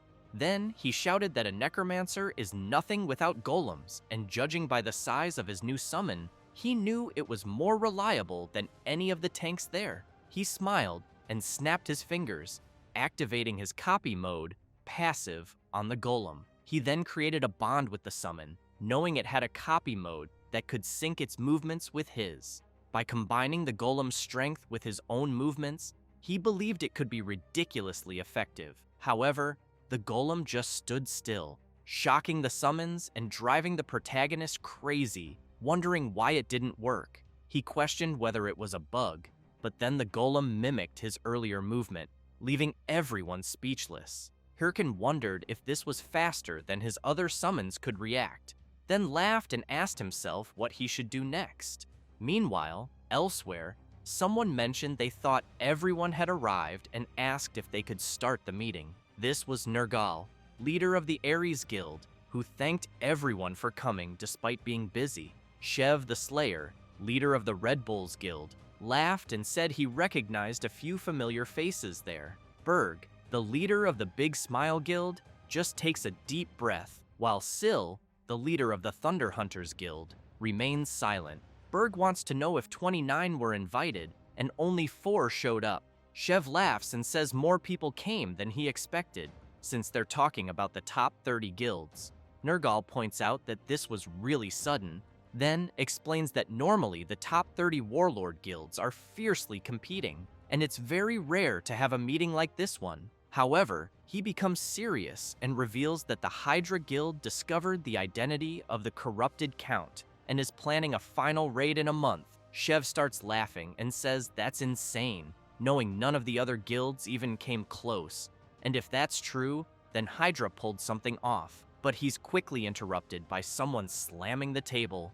It's Berg, furious, yelling that it's all over if they let Hydra get the corrupted Count, since they'll end up monopolizing all future main quests, sponsors, ads, and content. Syl tells Berg to shut up and releasing her power, says that if he's scared, he should just sit quietly and not bother anyone. Berg doesn't like that at all, quickly equips his claws and asks if she wants to fight. Shev asks them to calm down, saying they're not here to fight. Nergal agrees with the blonde and makes it clear that a fight between them would only benefit Hydra. Then, Nergal emphasizes that this is exactly why he's proposing an anti-Hydra alliance. The 4 guilds present will agree not to fight until the corrupted Count missions are finished, and will share all info about him. He then asks if anyone opposes his idea. Shev says he's not a big fan of alliance schemes, but thinks there's no other way. Berg makes it clear that if they don't stop Hydra, they're screwed. Nergal concludes the meeting, but Syl, without saying a word, clearly didn't like any of it. Later, outside the game, someone's taking a shower. It's her, thinking the meeting was humiliating since they couldn't even defeat the Chapter 1 boss alone and had to join forces with other guilds. But she knows there's nothing she can do for now, because if Hydra gets the corrupted Count first, they're done. So, for now, she knows it's time to lay low and wait for the next chance. She picks up her phone and tells someone to order all guild members to keep an eye on Hydra and report any strange activity, because the corrupted Count will be theirs no matter what. Meanwhile, inside the game at the Tsuryu Castle branch of the Adventurers Association, Hirkan is surprised, wanting to know what's going on. A guy says he already asked him to go to the Bobaru forest. He explains that's where Agent Miggy disappeared and that the protagonist should search the area for traces. Hirkan says he knows the Bobaru forest is full of level 70 monsters, a dangerous area, and that he could die instantly if he goes there now.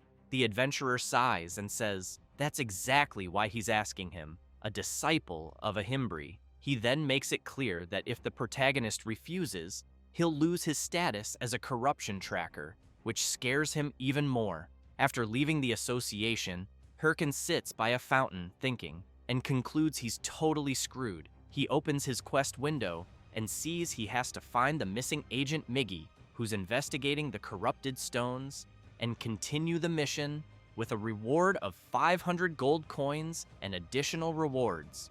The penalty is losing the corrupted tracker title. If the quest isn't completed in time, he has 29 days, 9 hours, and 33 minutes. Hirkan gets furious, knowing that if he loses his corrupted tracker status, he'll be kicked from the main quest. Scared, he realizes that accepting all those high-level quests backfired, since he normally wouldn't be able to complete them, but somehow managed and advanced to the next stage. And to make things worse, he now accepted a quest meant for level 60 or higher, so he finds himself at a crossroads, wondering what to do, knowing he can't just give up on the main quest like that. But at the same time, he knows he can't go to the Bobaru forest either. That's when he overhears a player asking a mage if she thinks the Hydra Guild will complete the main quest. Because if they do, he believes they'll definitely rise above the other guilds.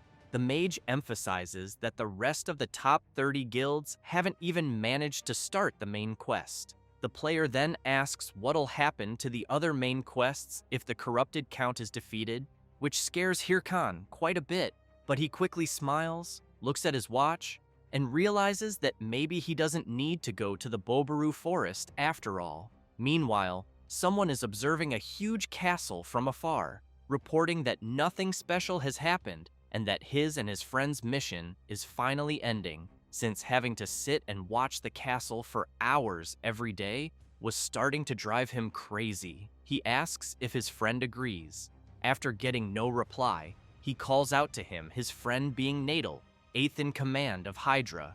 The guy wants to know what the reward for defeating the corrupted count will be, and if Hydra will definitely become the best guild. Nadal clearly says not to get ahead of themselves. He adds that it's not over yet, as their mission is to secretly monitor the corrupted count's castle. He explains they can't let their guard down or leak info, because true professionals know how to stay calm. Then, out of nowhere, a player runs up shouting that he's found Natal, which makes him furious, asking what the hell is going on. The player is Kim's, rank 3 of the Red Bull Guild, who smiles and says it's been a while. Natal, shaking with rage, demands to know what a Red Bull member is doing there. Kim says the boss on that mountain is high level, so he came to defeat it. He then asks if that's not what they're there for too. Natal looks at his friend, knowing they can't reveal their real mission, and replies that yes, that's exactly why. But Kim's walks up and asks why he looks like he's dying to take a dump, which enrages Natal even more, yelling that it's not true. Kim's turns and says he's leaving, and tells Natal to feel free to go relieve himself, making him even crazier with rage, screaming that he already said that's not it. So Kim's walks away while Natal yells at him to come back. After walking a bit, Kim's taps his watch and informs someone that the 8th in command of Hydra is there, and that it looks like the lead they got was true. Shev and Yell are listening as Kim's passes on the information. The leader says it's unbelievable that the anonymous lead about the corrupted count's location was accurate. Yell says she was sure it was a prank, but in the end, they sent Kim's just in case. So she points out that they were given such important information way too easily. She wonders what the motive is. Shev says he doesn't know, but maybe it's someone inside Hydra holding a grudge against their own guild. Kim's chimes in, saying they're not really in a position to be picky about things like that, since they were about to lose everything to Hydra, so he asks if he can start a fight to buy them some time. but Yell tells him no and says to fall back for now, since if that really is the corrupted Count's location, then most of Hydra's forces must be there, and they can't afford to lose one of their top members right now.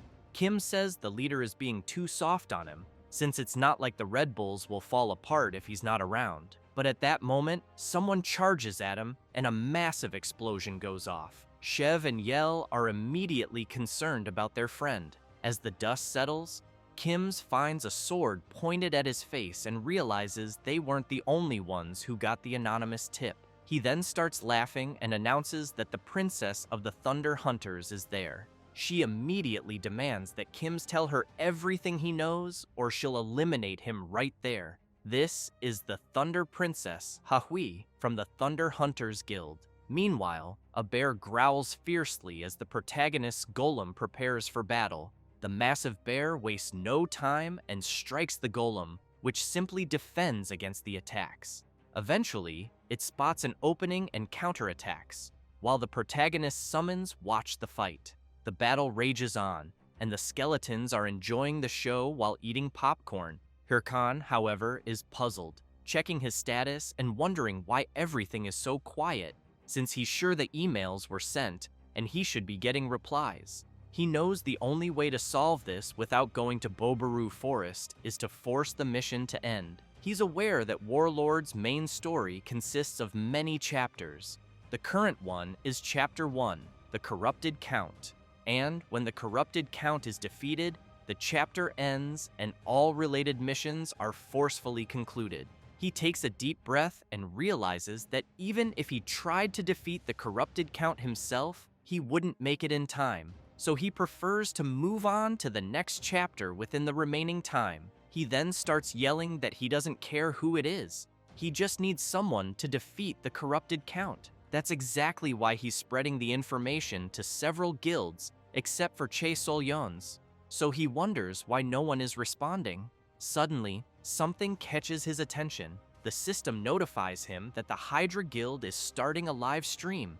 Meanwhile, his golem is being severely attacked, having its arms broken, and the giant bear doesn't stop, launching another powerful blow. But Hirkan shows up, punching the bear in the head and telling it to shut up and stay quiet while he's thinking. He makes it clear that he needs to watch a stream, so he wants peace. After sitting down to watch the live stream, a host greets all viewers and announces that the Hydra Guild was the first to discover the identity of the Corrupted Count and is planning to attempt a raid. The planned date for the raid is, Hirkan hopes it's sometime this month. Then the host says it'll be in 3 days, which really surprises the protagonist. The stream ends, and he comments that it's sooner than expected, but not shocking, just as he predicted. He starts laughing like a maniac and thinks this is perfect. He then orders his golem to resume fighting the bear. While they fight, he remarks that Hydra probably got nervous because he spread the info to other guilds. Since he knows that if it's Hydra, there's nothing to worry about. They're far ahead of the other guilds in terms of progress on the main quest, and have many skilled players. So he concludes that once the main mission ends, his biggest obstacle will be gone, and in 3 days, his happy life will begin. After some time, the 3 days pass, and many players are being defeated. The system announces that all Hydra Guild members died in the raid and the mission failed, leaving the protagonist in utter disbelief. He throws his phone to the ground and yells, demanding to know if they're messing with him. He shouts that if they were going to start the raid so early, the least they could have had was a plan. He wants to know why they even tried if they were going to fail in an hour. He also questions whether he overestimated them and if he now needs to start looking for alternatives. Then he sees that the Red Bulls Guild has started a live stream. He quickly grabs his phone and wonders if Red Bulls is where the Slayer Shev is from. Meanwhile, in the game, Shev the Slayer comments that since the field is being reset, he assumes the Hydra Guild's raid failed. He then asks if his soldiers saw what happened. He explains that the Corrupted Count is a powerful enemy, powerful enough to massacre even the Hydra Guild. And not only that, but they also won't have backup item supplies, meaning their chances of success will be very low. Even so, Chev slams his sword into the ground and shouts, making it clear that the Red Bulls Guild will accept the challenge. The soldiers immediately start yelling, fired up for the battle ahead. Jae-hyun, watching the stream, wonders if the Red Bulls Guild is really going to start the Corrupted Count quest, since even though they're good, he knows it's still not enough. Then he's surprised to hear Chev announce that they'll be joined in the raid by their partner, the Guildmaster of the Thunder Hunters, the Queen of Thunder, Sil. This leaves the protagonist confused after realizing it's Chae Sol-yeon. A bit earlier, at the Red Bulls camp, Chev was commenting on how unexpected it was that the Queen of Thunder herself requested a meeting, so he wants to know if she's declaring war. Sil replies, no, that for now, they're still allies. Chev looks at Kim's and says he heard one of his men got beaten up, while Sil says it was nothing, just their guild's way of saying hello. Hahui sticks her tongue out at Kim's, teasing him. Chev then gets serious and asks to cut to the point, saying he heard they have info on the corrupted. He pretends not to know what she's talking about, but Sil says she doesn't have time for games, and that she's confirmed some members of the top 30 guilds received information about the corrupted count, and that since someone like him, who couldn't even begin tracking the count, suddenly started doing it, even an idiot would notice. He laughs and admits she caught him, saying it's true, but notes they don't know who provided the tip. She gives a sinister laugh and asks if he really thinks the Hydra Guild will succeed. Chev says he's not sure. Sil replies they'll fail, and that they moved up the raid date just to be first. But she knows the corrupted count is the first boss, so it won't be that easy. They'd have better chances if they let others go first to gather information. Chev gets serious and says he's sure she didn't come just to talk about Hydra, so what's her real point? She gives a slight smile, then slams her sword hard into the table, even surprising the Red Bulls leader. While Kim's gets ready for the worst, Chev signals him to stay calm. Sil asks if they can't work together on the corrupted count raid, and says she'll let him get the first kill. Chev is quite surprised and thinks she's bluffing, but now, with her in the raid against the corrupted count, he sees this was expected. Watching how she fights and slays raid monsters, he realizes she's not just talk. Still, he knows the corrupted count is no joke. As for the count himself, he laughs and says they're not doing bad for scum like them. This is the corrupted count, the main quest boss and final boss of Chapter 1. He then commands his creatures to attack without rest, and declares he'll crush their will completely. Thus, an intense battle begins, with the Red Bulls and Thunder Hunters alliance on one side, and the corrupted count on the other. As the fight drags on, Chev knows their allied forces are reaching their limit. Sil comments that the monsters just keep coming. Then Chev steps forward and, unleashing his fearsome power, yells to the Queen of Thunder that he'll clear a path for her. He launches a powerful forward strike, and she rushes in alongside him. As Chev's mighty attack heads toward the corrupted count, the Queen of Thunder follows close behind. The boss becomes enraged and counterattacks, demanding to know how they dare challenge him. Sil tries with all her might to keep dodging the countless attacks from the corrupted count until she leaps into the air, fully confident, and prepares her strike, but ends up being severely hit, leaving her confused and trying to understand where the attacks came from. The corrupted count had buried his strikes into the ground, so they would come up behind her and intercept her midair. Chev, worried, shouts to know if she's okay. Sil takes a deep breath, gives a slight smile, then unleashes several attacks, breaking free and rushing toward the corrupted count. With eyes full of confidence, she manages to land her powerful blow on the boss. Chev breathes a sigh of relief and says she's scarier than he thought.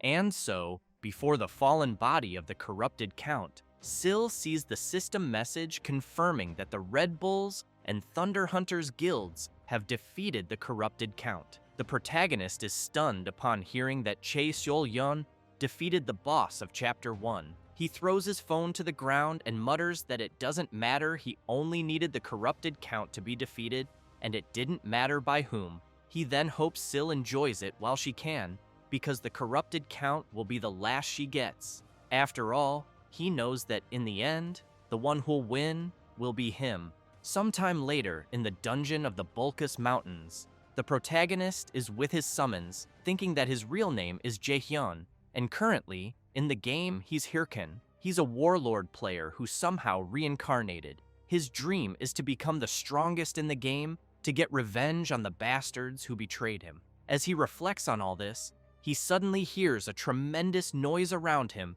and before he realizes it, a herd of wild boars is charging straight at him, and he has to run to avoid being trampled. A few hours earlier, the protagonist arrived at the entrance to the Bulkus Mountains and saw that the field was blocked.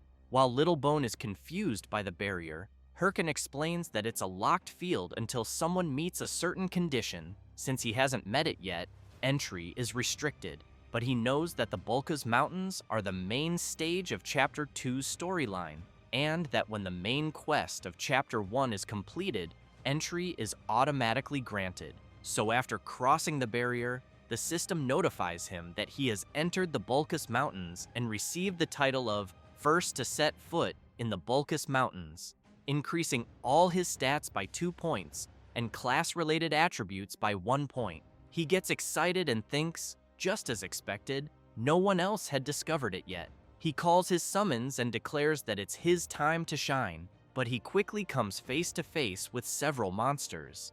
The monsters in question are all wild boars, level 60, fierce beasts that roam in packs. Hirkan, being only level 41, is shocked to encounter them right away. Back in the present, the boars are enraged and charging after the protagonist, who keeps running and wondering how he got so unlucky and how the hell he ran into those boars as soon as he entered. He also thinks some people have probably already noticed the blocked field is now open, so he can't afford to waste any more time there. He knows his chances are low, but still, it looks like he has to try. So he shouts for his summons to activate their helms and charge at the boars. However, the creatures are so strong that they easily defeat the protagonist's summons. As Hirkan retreats, thinking his summons were wiped out in a single hit, the system notifies that the skeleton warrior has been destroyed after taking too much damage. The protagonist then smiles and says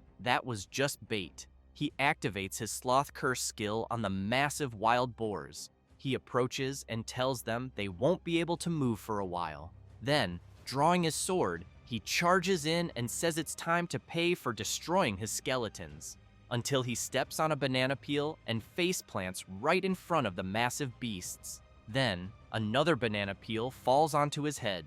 Hirkan grows furious, demanding to know what the hell is going on and where the banana peel came from. Up on a tree branch, a monkey is laughing. It's a level 50 armored monkey, a monster known for playing tricks on humans. Hirkan gets even angrier, quickly stands up, and tells the monkey to wait because he's about to get beaten up. But then the system notifies him that the effect of the sloth curse has worn off. He turns around in a panic, thinking this is really bad. Just then, a bright flash comes from his direction and completely shatters the wild boar's head. Hirkan is startled, trying to understand what just happened. Up in a tree, someone is firing a crossbow, releasing countless arrows that, in a blink, brutally wipe out several wild boars. Hirkan, amazed by how easily the monsters were taken down, wonders how it's possible with just one shot. Then the mysterious person approaches and asks if the protagonist is hurt. Hirkan turns and sees an old man, wondering if it could really be who he's thinking. Meanwhile, at Suryu Castle, two adventurers are surprised by what they see ahead. One of them notices a knight leaning against the wall and asks if that's the White Mamba's armor set. The other responds that it looks like it, and then asks if the person they're seeing is a ranker. The knight, visibly impatient, adjusts his glasses and asks if his companion has found the identity of the informant. A mage steps out from the shadows and says no, that none of the guilds know who sent the information. He adds that it makes sense after all. We're talking about someone who knew the identity of the corrupted count and was willing to give that information away for free. So how are they supposed to find someone like that? The knight also wants to know about the Ha-Ho mask if his friend has any updates. The mage replies that he's just posting regular hunting videos, and that it seems to be something about giant bears. The knight begins to get angry while the mage continues, saying there's no way a newbie who just started the main storyline could be behind all this. He then asks where the knight's next assistant job will be. The knight says it'll be with the Sweepers Guild. The mage, frustrated, comments that it looks like they're going to be really busy again. The knight assures him he'll handle the assistant job and asks his friend to focus on finding the person who leaked the information. He emphasizes that they don't know who this person is, but swears he'll make sure they pay for destroying the balance of the world. Later, in a humble cabin in the Bulkus Mountains, the old man who saved the protagonist from the boars asks if he's really a disciple of the mage Ahimbri. All excited, Hirkan replies that he is, and thinks to himself how lucky he was. He never thought he'd run into Ma Wung, the main NPC from Chapter 2's central storyline. The old man says that luckily he found the protagonist in time while out on patrol. Hirkan knows that Ma Wung is skilled enough to have once been the prince's sword instructor, but was expelled due to an unfortunate event. After that, he became the captain of the guards who protect the Bulkus Mountains. That's why Hirkan knows for sure he had to find this NPC in Chapter 2 and feels incredibly lucky. Ma Wung tells the protagonist that he should go back, which confuses him, so he asks the old man to clarify. Ma Wung explains that he doesn't know what brought Hirkan here, but there's nothing in that place except monsters. So again, he urges him to go back before something worse happens. Hirkan smiles and says the corrupted count is dead. He thinks to himself that there's no point in the old man playing hard to get, since he already knows how to enter Chapter 2. He then adds that, even with the count's defeat, there are still corrupted monsters out there, and that he was tracking the source and ended up here. He then wants to know if the old man knows anything about it. The old man says he has something in mind, but no evidence yet, which is why he asks if the protagonist could help him gather some. With that, the system notifies that Hirkan has obtained the title of First to Contact a Bulkus Watchman, and also the title of Initiator, granting him an additional 14 attribute points. Hirkan gets excited after learning he received 2 rare titles and tells the old man that he can indeed help. Ma Wung asks the protagonist to first calm down and then investigate the monsters near the area. Thus, the quest, the Bulkus Watchman's Request, is created, and Hirkan must defeat 50 monsters in the Bulkus Mountains, with a reward of 500 gold coins and increased trust from Ma Wung. Without wasting time, Hirkan heads out of the cabin, thinking this is great since he knew he needed to level up anyway. He then reflects that he'll leave the high-level monsters, like wild boars and warrior bears, for later and start with the easier ones.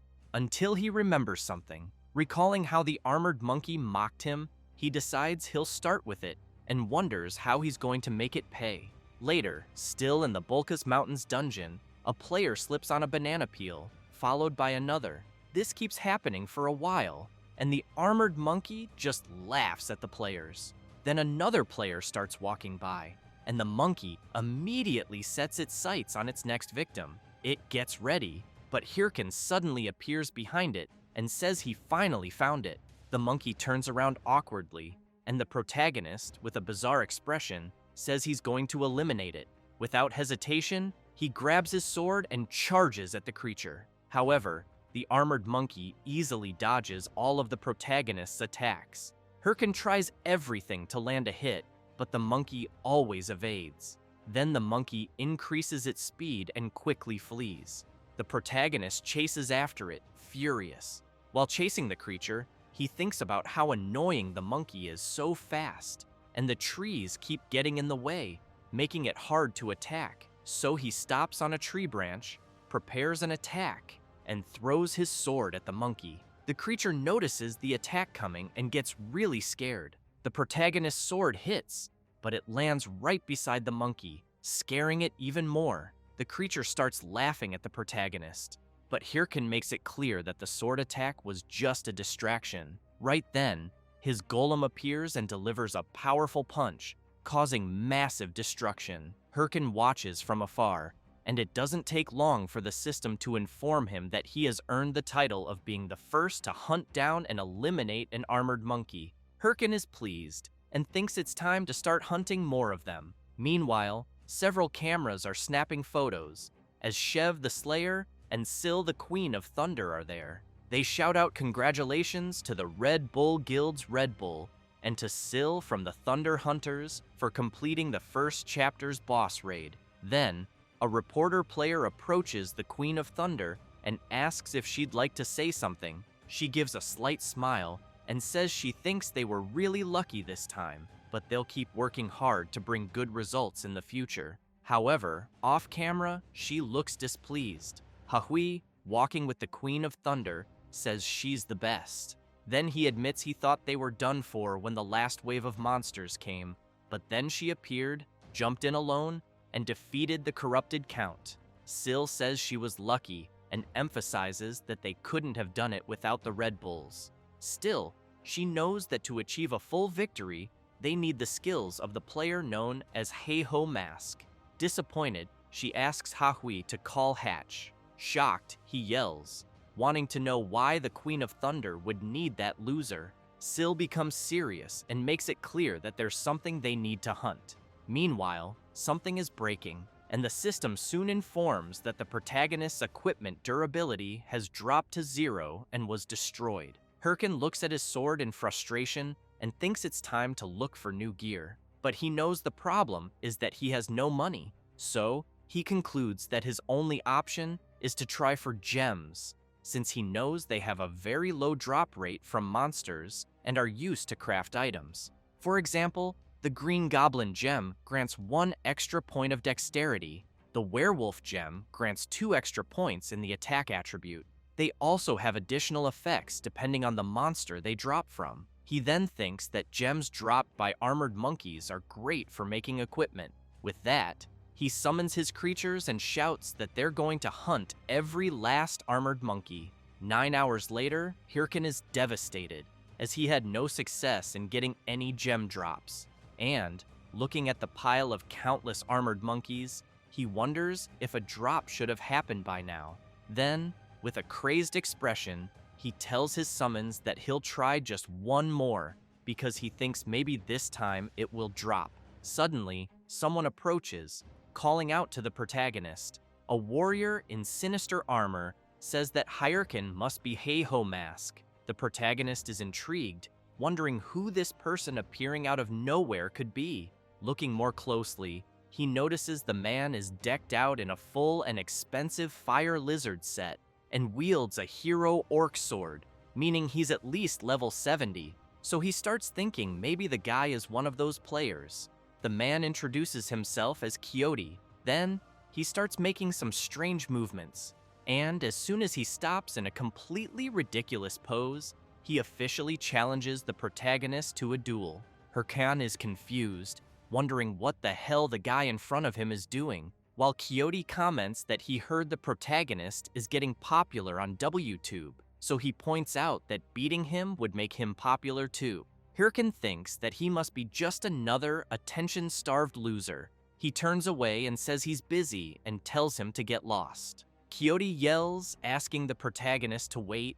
Hirkin, irritated, wonders why the gem isn't dropping, and now there's a crazy idiot bothering him on top of it. Quixote shouts that he'll pay 5,000 gold if the protagonist fights him. Hirkin stops when he hears that, quickly turns around and runs up to the player, saying he'll gladly accept the duel and welcomes him, calling him a customer, and thinking that he loves customers. A few hours earlier, Quixote was thinking about himself, believing he was the hero of justice, and that, thanks to his talent, he, Quixote, was a hero who was always the center of attention, no matter what game he played. Well, at least that's what he thought, because in Warlord, no one really paid much attention to him, since he always heard people saying it was much more fun to watch Heiho Mask, and as soon as he looked around, he saw that no one was paying attention to him. and he only heard people asking each other if they had seen the new video from Heiho Mask. That made him furious. He punched the ground and, thinking about Heiho Mask, began yelling that he was being buried by him because they started the game at the same time. Kyoto knew his opponent's level was lower than his, and that he didn't even have good items, so he wondered why everyone loved him. Then, upon realizing something, he questioned where he was, since he had run off without thinking and ended up there. And as he looked ahead, he saw a player surrounded by little creatures. But upon closer inspection, he realized it was Heiho Mask. However, he knew that was supposed to be a blocked field, so why was he hunting there? Then he had an idea. What if he posted a video of himself defeating Heiho Mask? If it worked, could he steal all his fame? So back to the present, Kyoto removes all his gear except his helmet and tells the protagonist that he'll give him 5,000 gold if he can beat him in a duel. Hirkin can't believe what he's seeing and yells, wanting to know why the hell he's stripping if he said he wanted to fight. Kyoto replies that it's to make it a fair fight and emphasizes that, from what he heard, it seems the protagonist's armor just broke. Hirkan doesn't like hearing that. He didn't expect his opponent to know about it. Kyoto insists that what he wants is a fair one-on-one battle and that he doesn't want anyone saying he only won because of his gear, which is why he asked the protagonist to give it his all. Still in disbelief, Hirkan wants to know if his opponent really thinks he'll take him seriously dressed like that. But as Kyoto charges at him without hesitation, he shouts for them to cut the chatter and just fight already. Hirkan dodges the first strike and points out that Kyoto should listen when people talk, but the player doesn't care and keeps launching a flurry of attacks, forcing Hirkan to dodge all of them. Kyoto gets irritated and demands that the protagonist fight back instead of just defending. While still dodging, Hirkan tells Kyoto to make him do it, which enrages him even more, prompting him to activate his booster skill and throw a powerful punch. Hirkan worries if he'll have time to dodge, but ends up getting hit and is sent flying. Lying on the ground, Hirkan realizes his opponent just used the booster skill, a warrior class ability that speeds up movement for a moment.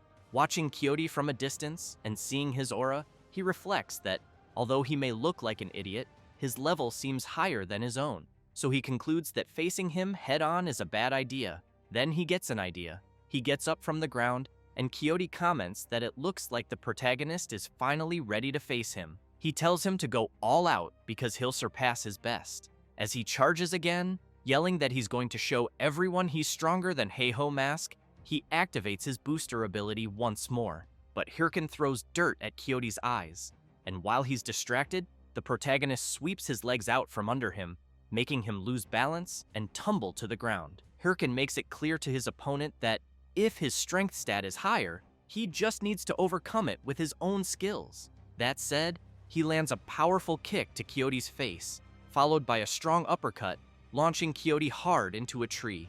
The player trembles with rage, calls Hirkan a coward, and demands to know how he considers what he just did a skill.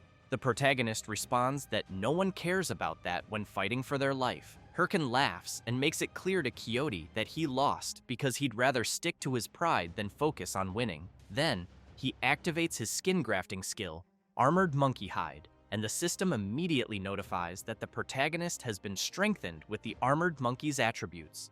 Kyoto becomes very worried and thinks that if he's hit by that, he'll definitely die. With a sinister aura, Hirkan tells Kyoto that he's the one who started this fight, so he better be ready for it. As he charges toward the player, Kyoto starts screaming, asking the protagonist to wait. Then he starts crying and says he surrenders. However, the protagonist can't stop his attack, and a massive wave of destruction follows. Fortunately, and luckily for Kyoto, Hirkan manages to change the direction of his blow, hitting right beside his opponent's head. The tree and everything behind it are completely destroyed. Kyoto trembles in fear, thinking it was so terrifying that he almost forgot he was in a game. Hirkan laughs and tells Kyoto to hand over the 5,000 gold already. However, he adds that he's sure his opponent would prefer not to be forcibly logged out for 2 days, so he suggests they settle things peacefully from now on. Kyoto removes his helmet and shouts that Heiho Mask is an amazing guy. He also says the protagonist is so strong and impressive, which scares him, wondering what's gotten into this guy. The blonde emphasizes that he, Kyoto, admits defeat, and hands over the 5,000 gold he promised, along with his sword. Hirkin looks at the sword in his hand and realizes it's the hero orc sword, marveling at it, saying he knows it grants plus 66 strength, plus 66 vitality, and also ignores 9% of defense, and figures it must be worth at least 15,000 gold at auction. However, he tries to stay calm and asks why the blonde is giving him such a rare item.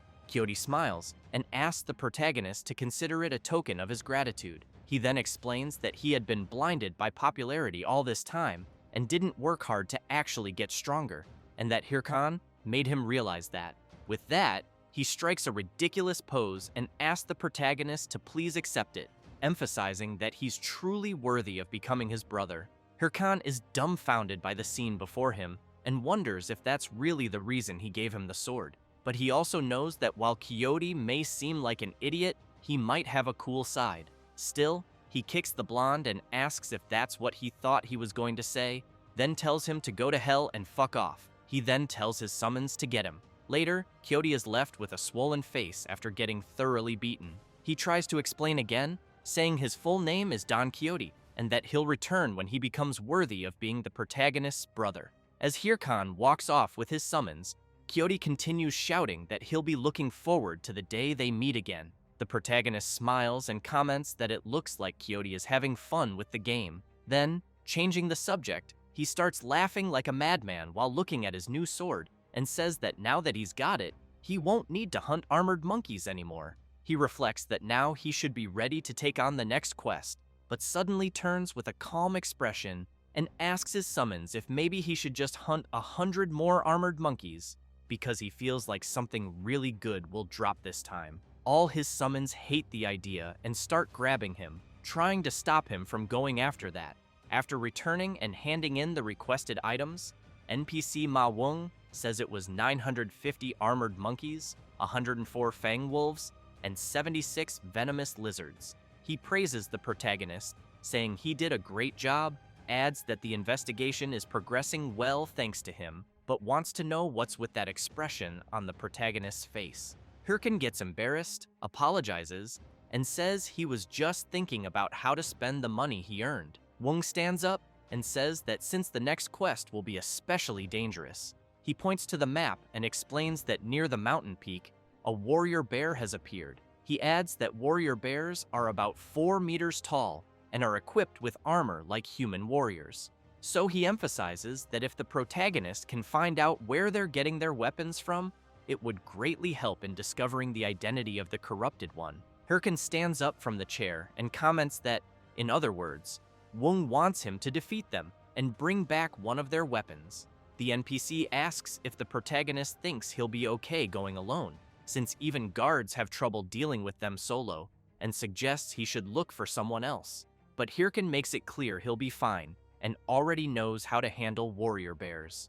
Not long after, Hirkan arrives at a place near the mountain and thinks this must be the spot. He then calls his summons and, all excited, says it's time to spend a little. When he opens the auction window, the system informs him that he can now participate in auctions with other players. Hirkan has in mind that the best item he can buy at his current level is the skeletal snake set. He then buys the skeletal snake shoulder guard, followed by the boots, gloves, and helmet from the same set. The system informs him that his defense has increased by 70 points, mana by 34, and strength by 34 as well, and that his mana consumption will now be reduced by 10% when the full set is equipped. It also shows that he spent 37,996 gold. Hirkan tries to contain himself but can't, and starts spinning on the ground upside down, saying that, so this is what it feels like to have money, and that he'll buy all the skill books for his level with the gold he has left. Soon after, the system announces that he has bought the skill books for corrosive spirit, blindness, muscle modification, false heart, bone bomb, and hardening, and that the total for all those books was 17,593 gold. Even more excited, Hirkan says he knows he's still a bit below the warrior bear's level, but with all that, he thinks he'll be fine. Then one of his summons taps him on the shoulder, and when he turns to see what it is, he finds all his summons staring at him with a strange expression as if asking whether he's not going to give them anything. Hirkin turns back and admits he forgot about them and will look for something nice for them. However, the system informs him that he currently has insufficient funds, which makes him worried, wondering if he's already broke again. So, feeling awkward, he turns to them and says, "Looks like his money ran out." Hirkin immediately gets scared when he sees that the attitude of his summons has turned creepy. While he tries to explain that it wasn't on purpose, some creatures appear behind him. Without any warning or order, his summons charge at the creatures, while the protagonist shouts that maybe he'll get more money when they eliminate them. Hirkin feels a bit relieved watching his summons finish off the boars and thinks, thankfully, some wild creatures showed up at the perfect time. A few moments later, the last wild boar is tied up with a very sad face, and Boney is licking his sword with a very sinister look. Hirkin tells them to stop wasting time and finish off the boar already, as he'll equip them on the way. Then, out of nowhere, a powerful attack hits the big boar. The protagonist immediately turns to see who did that, and soon some players appear, demanding to know who he thinks he is, hunting there without permission, since that area belongs to the Apollo Guild. Hirkin pauses, and looking at the players in front of him, concludes that they're just another bunch of losers. The guys introduce themselves. One says his name is Ajang, the other Wang Zhang, and finally, the last one Iljang, and they declare they are the great trio of the Apollo Guild. Hirkin laughs and says he gets it, but without any mercy or pity, he quickly launches several consecutive attacks on all three. He then makes it clear they're just a bunch of losers trying to annoy him. Turning away, he wonders why he's been attracting so many people lately, and considers that maybe he needs to see a shaman or something. As he leaves with his summons, saying he just wasted his time there, the players are left trembling on the ground. But Wang Zhang, using what little strength he has left, thinks that the protagonist actually dared to lay a hand on his guild and that they'll make him regret it, so he taps his watch and reports everything that happened to his superiors. Not long after, a man next to a giant tiger, upon hearing about the earlier incident, wants to know if the protagonist really attacked his subordinates even after hearing his name. The guild member confirms it and emphasizes that's what Wang Zhang reported. The guild leader then tosses a gold bar to the member and orders him to bring the protagonist in, no matter the cost. He then makes it clear that he'll make him pay for disrespecting his name. Meanwhile, Hirkin is impressed, seeing a beautiful view and realizing he's reached the area where warrior bears spawn. He turns and calls for his summons, only to see them striking ridiculous poses, and quickly demands to know what the hell they're doing. After smacking each one on the head, he yells for them to stop fooling around. He then declares that they're going to hunt a warrior bear, which is level 70 and has 3 phases, so they need to prepare for this battle. He emphasizes that defeating the bear will put them ahead of the top 30 guilds in terms of main quest progress. He stresses that he expects no mistakes from his summons. They immediately salute, signaling that they understand. Hirkin then hears a loud roar, takes a deep breath, turns, and says, "Speak of the devil!" The enormous warrior bear appears right in front of them. Hirkin activates his watch and quickly equips his battle gear. Confident, he declares that he's going to claim this main quest for himself. Meanwhile, a guy thinks that this must be the Bulka's Mountains and hopes that Heiho Mask is still around, since he came to the location right after watching the video about the armored monkey. He takes a deep breath, starts banging his head against a tree, and wonders why the hell he has to go to the ends of the earth, since he was supposed to be someone important and ended up being ordered to fetch a rookie. As he starts shouting, wondering how he'll even manage that because it feels like a crime, a wild boar king is about to attack him. He turns when he hears the noise, but without doing anything dramatic, simply conjures a magic circle and unleashes a powerful hellfire attack on the creature, burning it completely. This is Ballista Hatch of the Thunder Hunters Guild, also ranked 5th among all mages in Warlord, and he's just hoping Heiho Mask shows up soon. Back to the protagonist's battle, the massive bear lets out a loud roar, and Hirkin remembers that before his regression, when he challenged the bear along with his guild members, they failed 6 times before barely defeating it. But he knows that if he fails again this time, he'll lose his lead in the main quest to someone else. So he reflects that to land an effective hit on the warrior bear, he'll need to aim for gaps in its armor and remove it. As he keeps thinking that he can do this, now that he's prepared with his new skills, the massive bear charges at him in a fury. Hirkin smiles and tells his summons to act on his signal. He then charges at the beast, thinking that his new passive skill, leg strength modification, will be highly effective. However, his speed is so high that he ends up overshooting and flying right past the bear. Hirkin tries to make sense of what the hell just happened, while the bear and the summons just watch him soar through the air. But without wasting any time, the massive bear attacks the protagonist's summons, and the system reports that the warrior bear completely wiped out the skeletons, which makes Hirkin furious.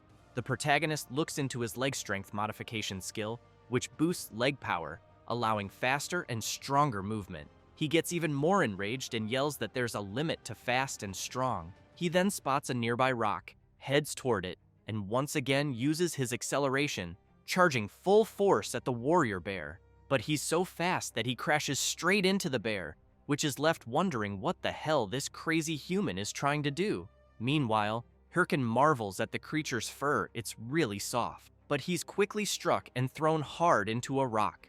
While lying on the ground, he thinks that his leg strength is too much and he can't control it. Still, he managed to rip off part of the warrior bear's armor, but he questions how useful that really is, because if his skills are acting like this, he wonders how he'll land an effective attack. Without wasting time, the giant bear charges at him again, and when it delivers a powerful blow, Hirkin is forced to dodge at the last second. He then starts channeling his power and activates Bone Bomb, which creates a bomb using mana, and he throws it right into the creature's face, causing a massive explosion. However, it only enrages the bear even more. Hirkin starts to panic, thinking this is way too hard and that ever since it came to this, he might have to give up on direct attacks. So he uses his mana to restore and summon his skeletal warriors again. He then states that he has no choice but to fight like a proper necromancer, but he quickly notices the strong distrust in his little summons faces. So he shouts that this time, he'll do it properly. Next, he summons his golem, which immediately appears and attacks the massive warrior bear. The bear doesn't stand still. It strikes the golem with its powerful attack. Hirkin smiles, thinking he still has one last card up his sleeve. He then uses the harden skill on the golem, making it more durable. With that, he snaps his fingers and orders his summons to attack. They quickly charge at the bear, whose sword is being held back by the golem. The skeletal warriors manage to land their hits, but this only serves to make the creature even angrier. However, Hirkin makes it clear the bear shouldn't be mad yet. There's still one big attack left. He then yells for his skeletal mage to finish it off, but both he and the warrior bear get caught in the flames of the skeleton mage's attack.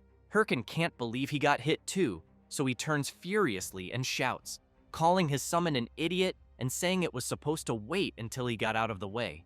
At that moment, the warrior bear lets out a massive roar, and the system reports that the creature used its battle cry skill, allowing it to recover 50% of the damage taken, and it quickly charges at the protagonist, who's still distracted by his summon. Hirkin takes a deep breath, turns around laughing, and declares that he doesn't care about strategy. Brute force and numbers are always the best option. Then he throws multiple bone bombs at the bear, causing an overwhelming explosion visible from far away. The summons can't believe what their master is doing, but he doesn't care and continues bombing the warrior bear non-stop.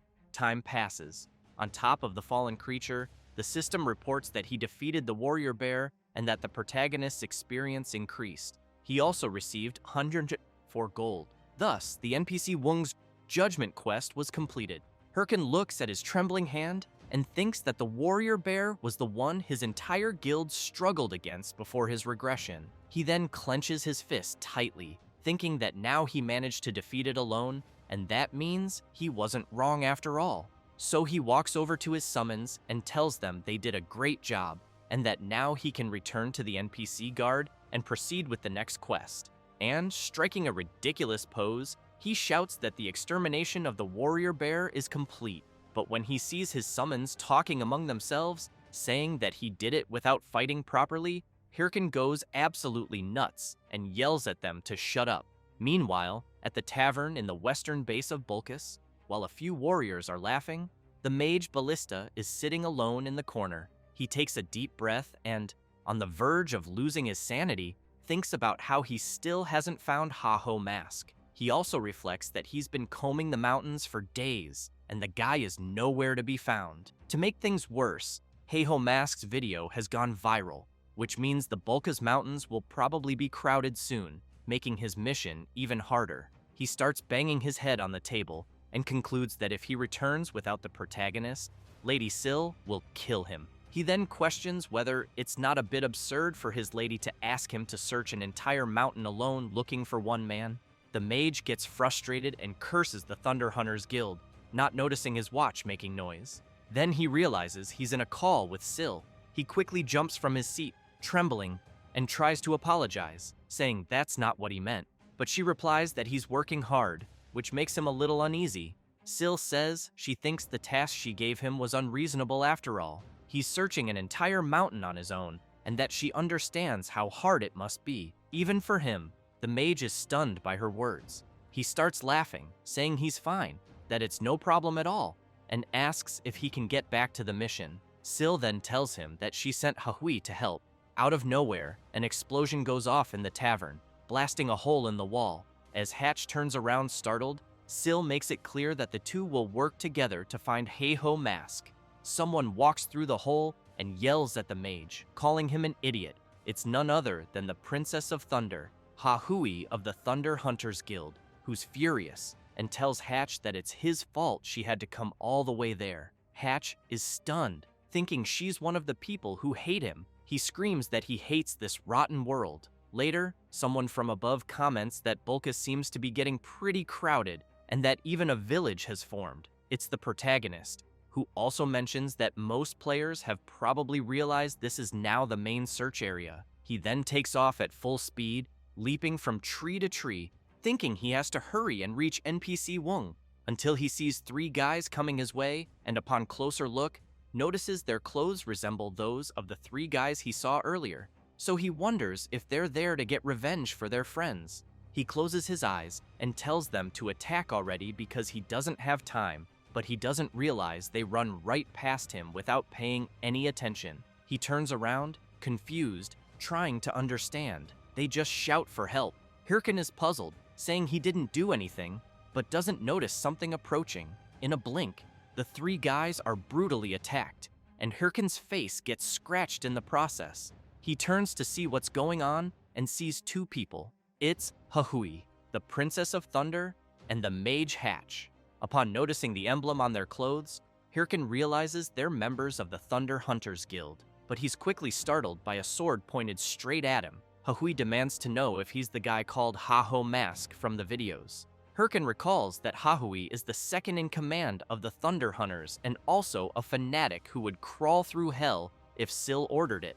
And the other one is the level 3 mage of the Thunder Hunters, nicknamed Ballista, a genius mage who never lets a target escape. He also remembers that, before his regression, they were the biggest threats, and he never imagined he'd run into them here. However, he reflects that, seeing as they're looking for Ha-Ho Mask, they're probably there for guild recruitment, but he'd love to kill them all, even though he knows that's impossible right now. So he climbs down from the tree and asks if they're really looking for Ha-Ho Mask. He plays dumb and acts like a fool, asking who that person even is. While putting on a ridiculous act, he laughs internally, thinking he'll just keep playing dumb since they won't be able to do anything without proof. But Hahui suddenly approaches him with a sinister look and yells that he's lying. The Thunder Princess's gaze grows even more terrifying as she explains that there's no way someone could cross the Bulkas Mountains without hearing about Ha-Ho Mask, especially since that idiot's video hit 20 million views. She emphasizes that the hood the protagonist is wearing reminds her very much of Ha-Ho Mask, which is why she really wants to know if he's the one they're after. Hirkin gets nervous, realizing she's very sharp. The mage steps in and tells them to stop, saying that's not the issue right now. He then points at the Thunder Princess's forehead and yells that the problem is her. He starts ranting that she destroyed the inn, killed people just because she thought they were suspicious, and now he wants to know how she plans to fix all this, since everyone knows their guild and they won't even be able to deny it. Hatch starts shouting even louder, demanding that she apologize quickly before the guild's reputation takes a hit because of her. Hahui also gets flustered and yells back, asking why the hell she should have to apologize. Hirkin watches, stunned, wondering if they've always been like this. Eventually, Hahui, visibly annoyed, mutters an apology. Hatch watches her walk off and asks what kind of dumb behavior that was. He then turns to the protagonist, apologizes for his partner, and wishes him a good game. But as Hirkin sighs in relief, thinking he narrowly avoided trouble, he fails to notice someone rushing at him. When he sees a fist flying straight at his face, he's terrified, and before he can react, he's punched by the Thunder Princess and slammed into a rock. Hatch loses it, grabs Hahui, and screams, demanding to know why the hell she hit someone again. Did he call her a mad dog, or has she actually gone crazy? She replies that she thought the protagonist would at least dodge her punch. Hirkin wants to know if they really just assaulted an innocent user who had his guard down, so he calls them out. Then, putting on glasses, he announces that he's formally filing a complaint against the Thunder Hunters Guild. He opens the forum window and explains that first, he'll post it on the official forums to make it public, and the title will be Thunder Hunters is a cruel guild that massacres newbies. The mage panics and quickly apologizes, saying they'll compensate him and begging him to just forget about it if possible. So Hatch hands the protagonist a handful of gold coins, and Hirkin comments that since the mage is offering 1,000 gold coins as a gesture of sincerity, he'll let it go. Hatch breathes a sigh of relief and thanks him. He then grabs Hahui's arm and while dragging her away, yells that he can't stand her. Hirkin knows what he just did is pathetic, but for now, it's the best option because he's fully aware that provoking them carelessly would be a disaster. That's why he knows he just needs to endure this a little longer. As they walk away, Hatch asks why the hell she causes problems every single time, and if she doesn't realize image management is vital for a major guild. Slightly confused, Hahui wonders if people don't instinctively dodge when attacked. Hatch asks if she's seriously trying to say it's his fault for not dodging her punch. She replies that it's not that, it's just that guy. He looked like he was just annoyed seeing the attack coming his way, almost as if he thought he had no choice but to take the hit. Hatch says he's begging her and asks if she can just be quiet. She tells him to shut up and calls him a loser. Meanwhile, the protagonist returns to NPC Wung's house and hands over a piece of the warrior bear's armor. Wung comments that this was expected and that something is definitely going on. He thanks the protagonist once again and emphasizes that if it weren't for him, there would have been many casualties. However, he wants to know if he's okay, since he sees him trembling. Hirkin replies that he's fine, but is thinking that the NPC needs to hurry up and move on, because if there's any delay, the top 30 guilds will catch up. With that, the NPC grabs a chest and places it on the table. As he opens it, he asks the protagonist to pick just one. Wung explains that while he was active in the Bulkus Mountains, he marked maps of monster dens. Hirkin remembers that means they're treasure maps, and gets excited, thinking that all kinds of rare items can be obtained from the dungeons marked on them. But just as Hirkin reaches for one, the NPC makes it clear he has a favor to ask. Hirkin gets furious, thinking he knew it, there's no way he'd give something like this for free. The NPC then explains that there have been reports of armed monsters appearing beyond the Bulkus Mountains too, and he wants the protagonist to go to those places and investigate, just like last time. Hirkin takes the map, says yes, and asks where the location is. Wung says it's the Perung Forest. The protagonist makes a face like he just sucked a lemon, and the NPC, noticing, asks if he has something to complain about. Hirkin says no.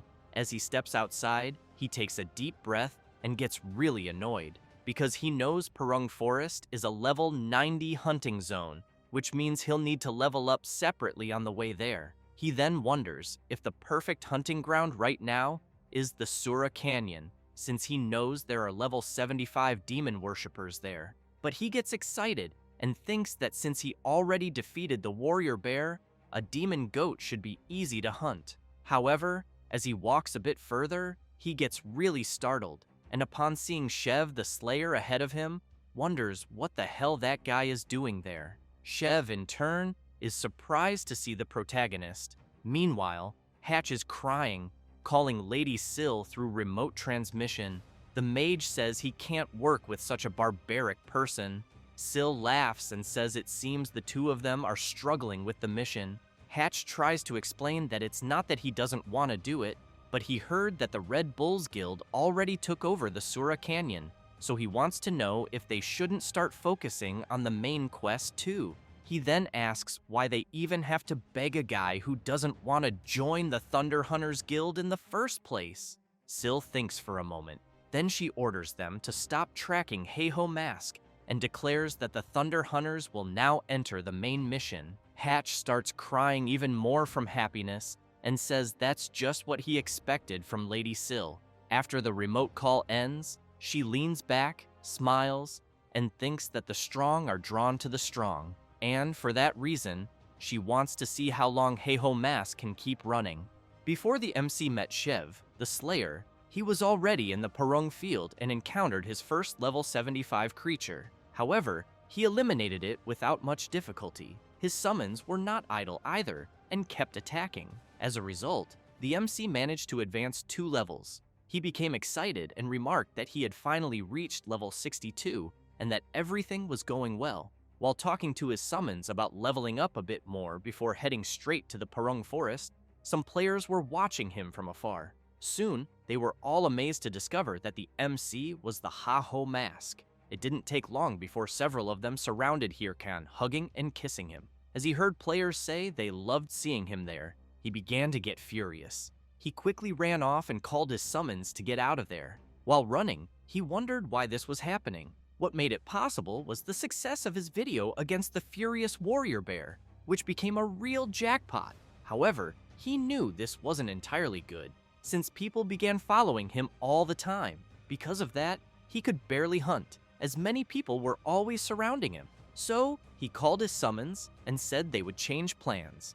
They would head to the center of Sura Canyon now, since the level range there was high and people wouldn't be able to follow him easily. Then, while running, he came across Shev, just like before. He immediately stopped running. Shev smiled and said it had been a while since he'd seen the MC. Once again, Hirkan made a face like he had just sucked on a sour lemon. Shev gave Hirkan a big slap on the back and asked if he was the guy from the starting town, saying he was embarrassed when he left without saying anything.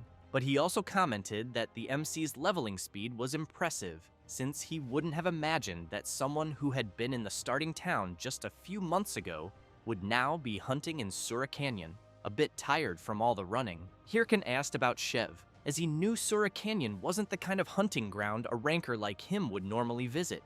Shev laughed and asked if the MC hadn't heard. The day before, his guild, Red Bulls, had decided to claim Sura Canyon, and they needed a nearby base to proceed with the main quest. Hirkan thought that in the end, even Red Bulls was also working on the main quest. Shev got excited and pointed out that he came there wondering if he might get the chance to meet the Heiho Mask. While the MC and his summons stood in shock, Shev asked if he had seen the video of the Heiho Mask against the warrior bear, since he had heard a rumor that the Heiho Mask was around there and was eager to meet him. Then, getting even more excited, he asked if the MC wasn't curious about this super rookie as well. Shev shouted, calling the MC to go find the Heiho Mask together. Without thinking twice, Hirkan took off running again with his summons, shouting apologies to Shev and saying he didn't even know who this so-called Heiho Mask was. After running for a while, Hirkan stopped and, furious, wondered why on earth everyone was chasing him. He thought about how Syl from the Thunderous Hunters Guild and now Shev from the Red Bulls Guild, 2 entire guilds were after him, and so he really wanted to understand what kind of bad situation this was. Hirkan began to feel like he was going crazy and stressed that, at this rate, he would have to forget about the main quest, since he wouldn't even be able to level up, and that maybe he should find a new hunting ground, but he knew this was the only decent hunting ground around.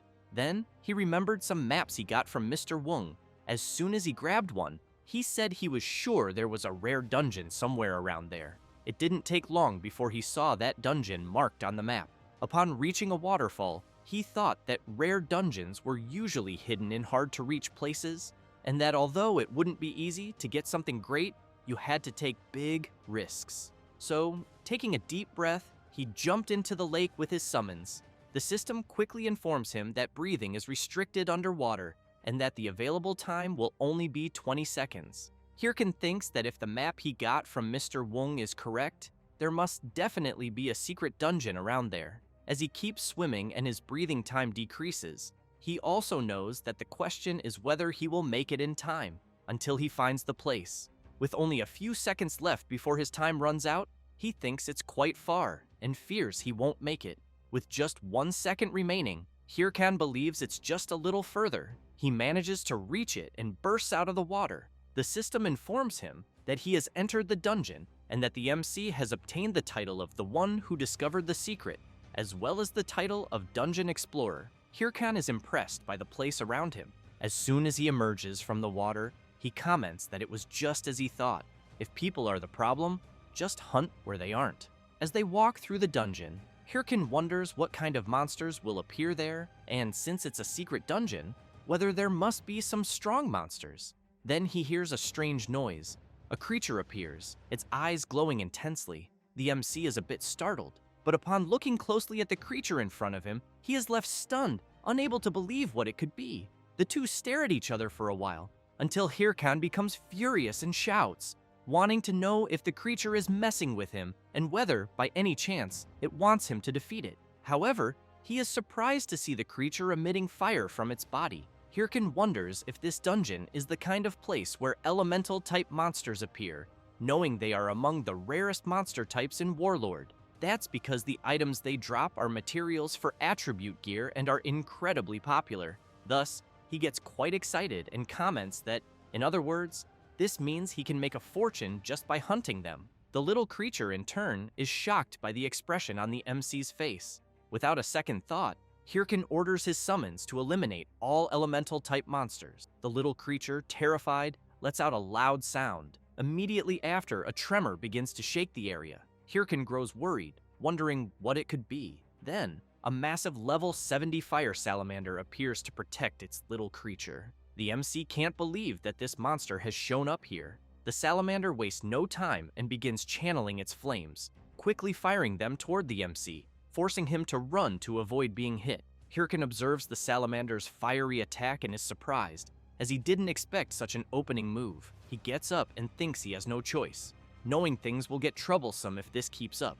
So, he wonders if he should try using his new power. He then activates the Helm of Madness ability on Little Bone. Next, he uses bone armor. Finally, he equips the Black Orc Skull, an item he spent a fortune on to strengthen the skeleton.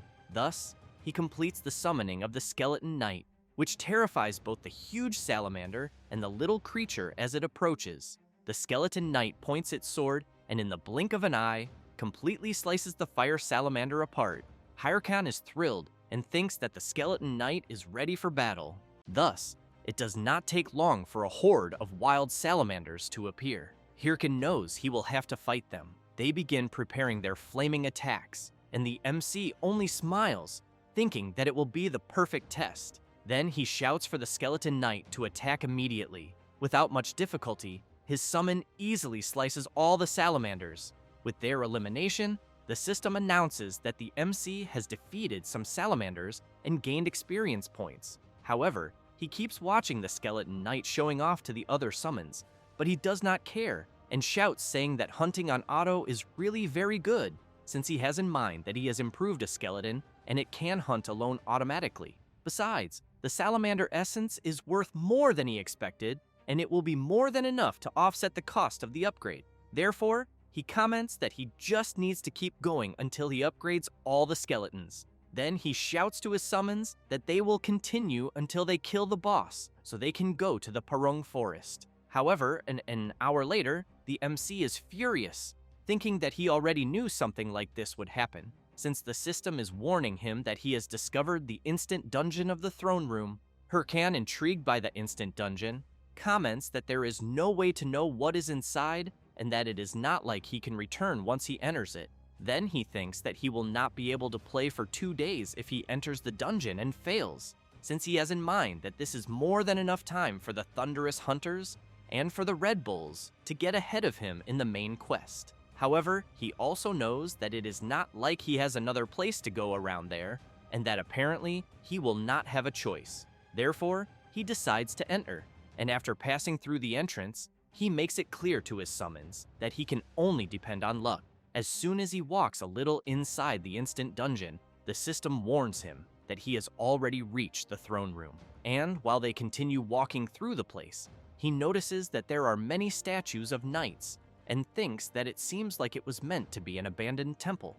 And observing the statues more closely, he realizes that they all have blade marks and therefore thinks that something strange is happening, until he is very surprised to notice something in front of him as he sees a huge creature sitting on a throne. As soon as he gets closer to the creature, it awakens and begins to release its intense power. Hirkan becomes worried, as that was not his intention. Then he shouts, asking his summons to enter defense mode as quickly as possible. However, it is too late, and the creature attacks them all at once. The system warns that the skeleton warriors were destroyed after taking too much damage. Hirkan jumps back and becomes worried about the situation he finds himself in, as he did not expect the creature in front of him to be there. The creature in question is a level 80 spirit knight. Hirkan has in mind that it is a monster equipped with the highest quality battle AI. He also thinks that he encountered one in his past life, and that he was more or less at the same level he is at now, and the entire Ha-Ho Mask Guild was there as well. But even so, they were all completely annihilated, and at the time, he knew he had no choice but to give up. However, he knows he cannot let this happen again. Therefore, he summons his skeleton warriors again, and they immediately go together against the Spirit Knight, who in turn prepares his enormous sword and delivers a powerful attack on some summons, but others, as well as the MC, jump over the attack. Hirkan tries to take advantage of the gap, and along with his skeleton knight, delivers a joint attack, but the Spirit Knight easily manages to block the double attack, until one of the MC's summons tries to take advantage of the fact that the Spirit Knight is busy blocking the attack and goes to his back, landing a full thrust on the creature. However, the summon is left not understanding anything, as it seems that his attack had no effect at all. Hirkan shouts, calling the skeleton warrior an idiot, and orders him to immediately get away from the Spirit Knight, but it is already too late and the summon is brutally attacked. With that, the system announces that a skeleton warrior has been completely destroyed. Hirkan and the skeleton knight take distance, and the MC comments that a stab in the heart is not a critical attack on the Spirit Knight. And observing the creature closely, he questions himself about what to do, since he knows that normal skeletons or the golem will not be useful there, until he begins to remember a moment in his past life of his old friend wanting to know why he attacked a monster 4 times bigger than him head-on. Hirkan does not know what to answer, but replies that he only thought that he would not have dinner if he did not catch the monster, and his friend could not believe the reason the MC used to attack the huge monster. After remembering this, Hirkan charges at the Spirit Knight, questioning, since when he was the type to think while playing the game. And as soon as he strikes his attack, he thinks that if he cannot deal critical attacks, he just needs to accumulate damage. After dodging an attack, he realizes that it is working and that he will only need to continue. However, he notices that the Spirit Knight is getting faster and ends up being hit, spitting blood.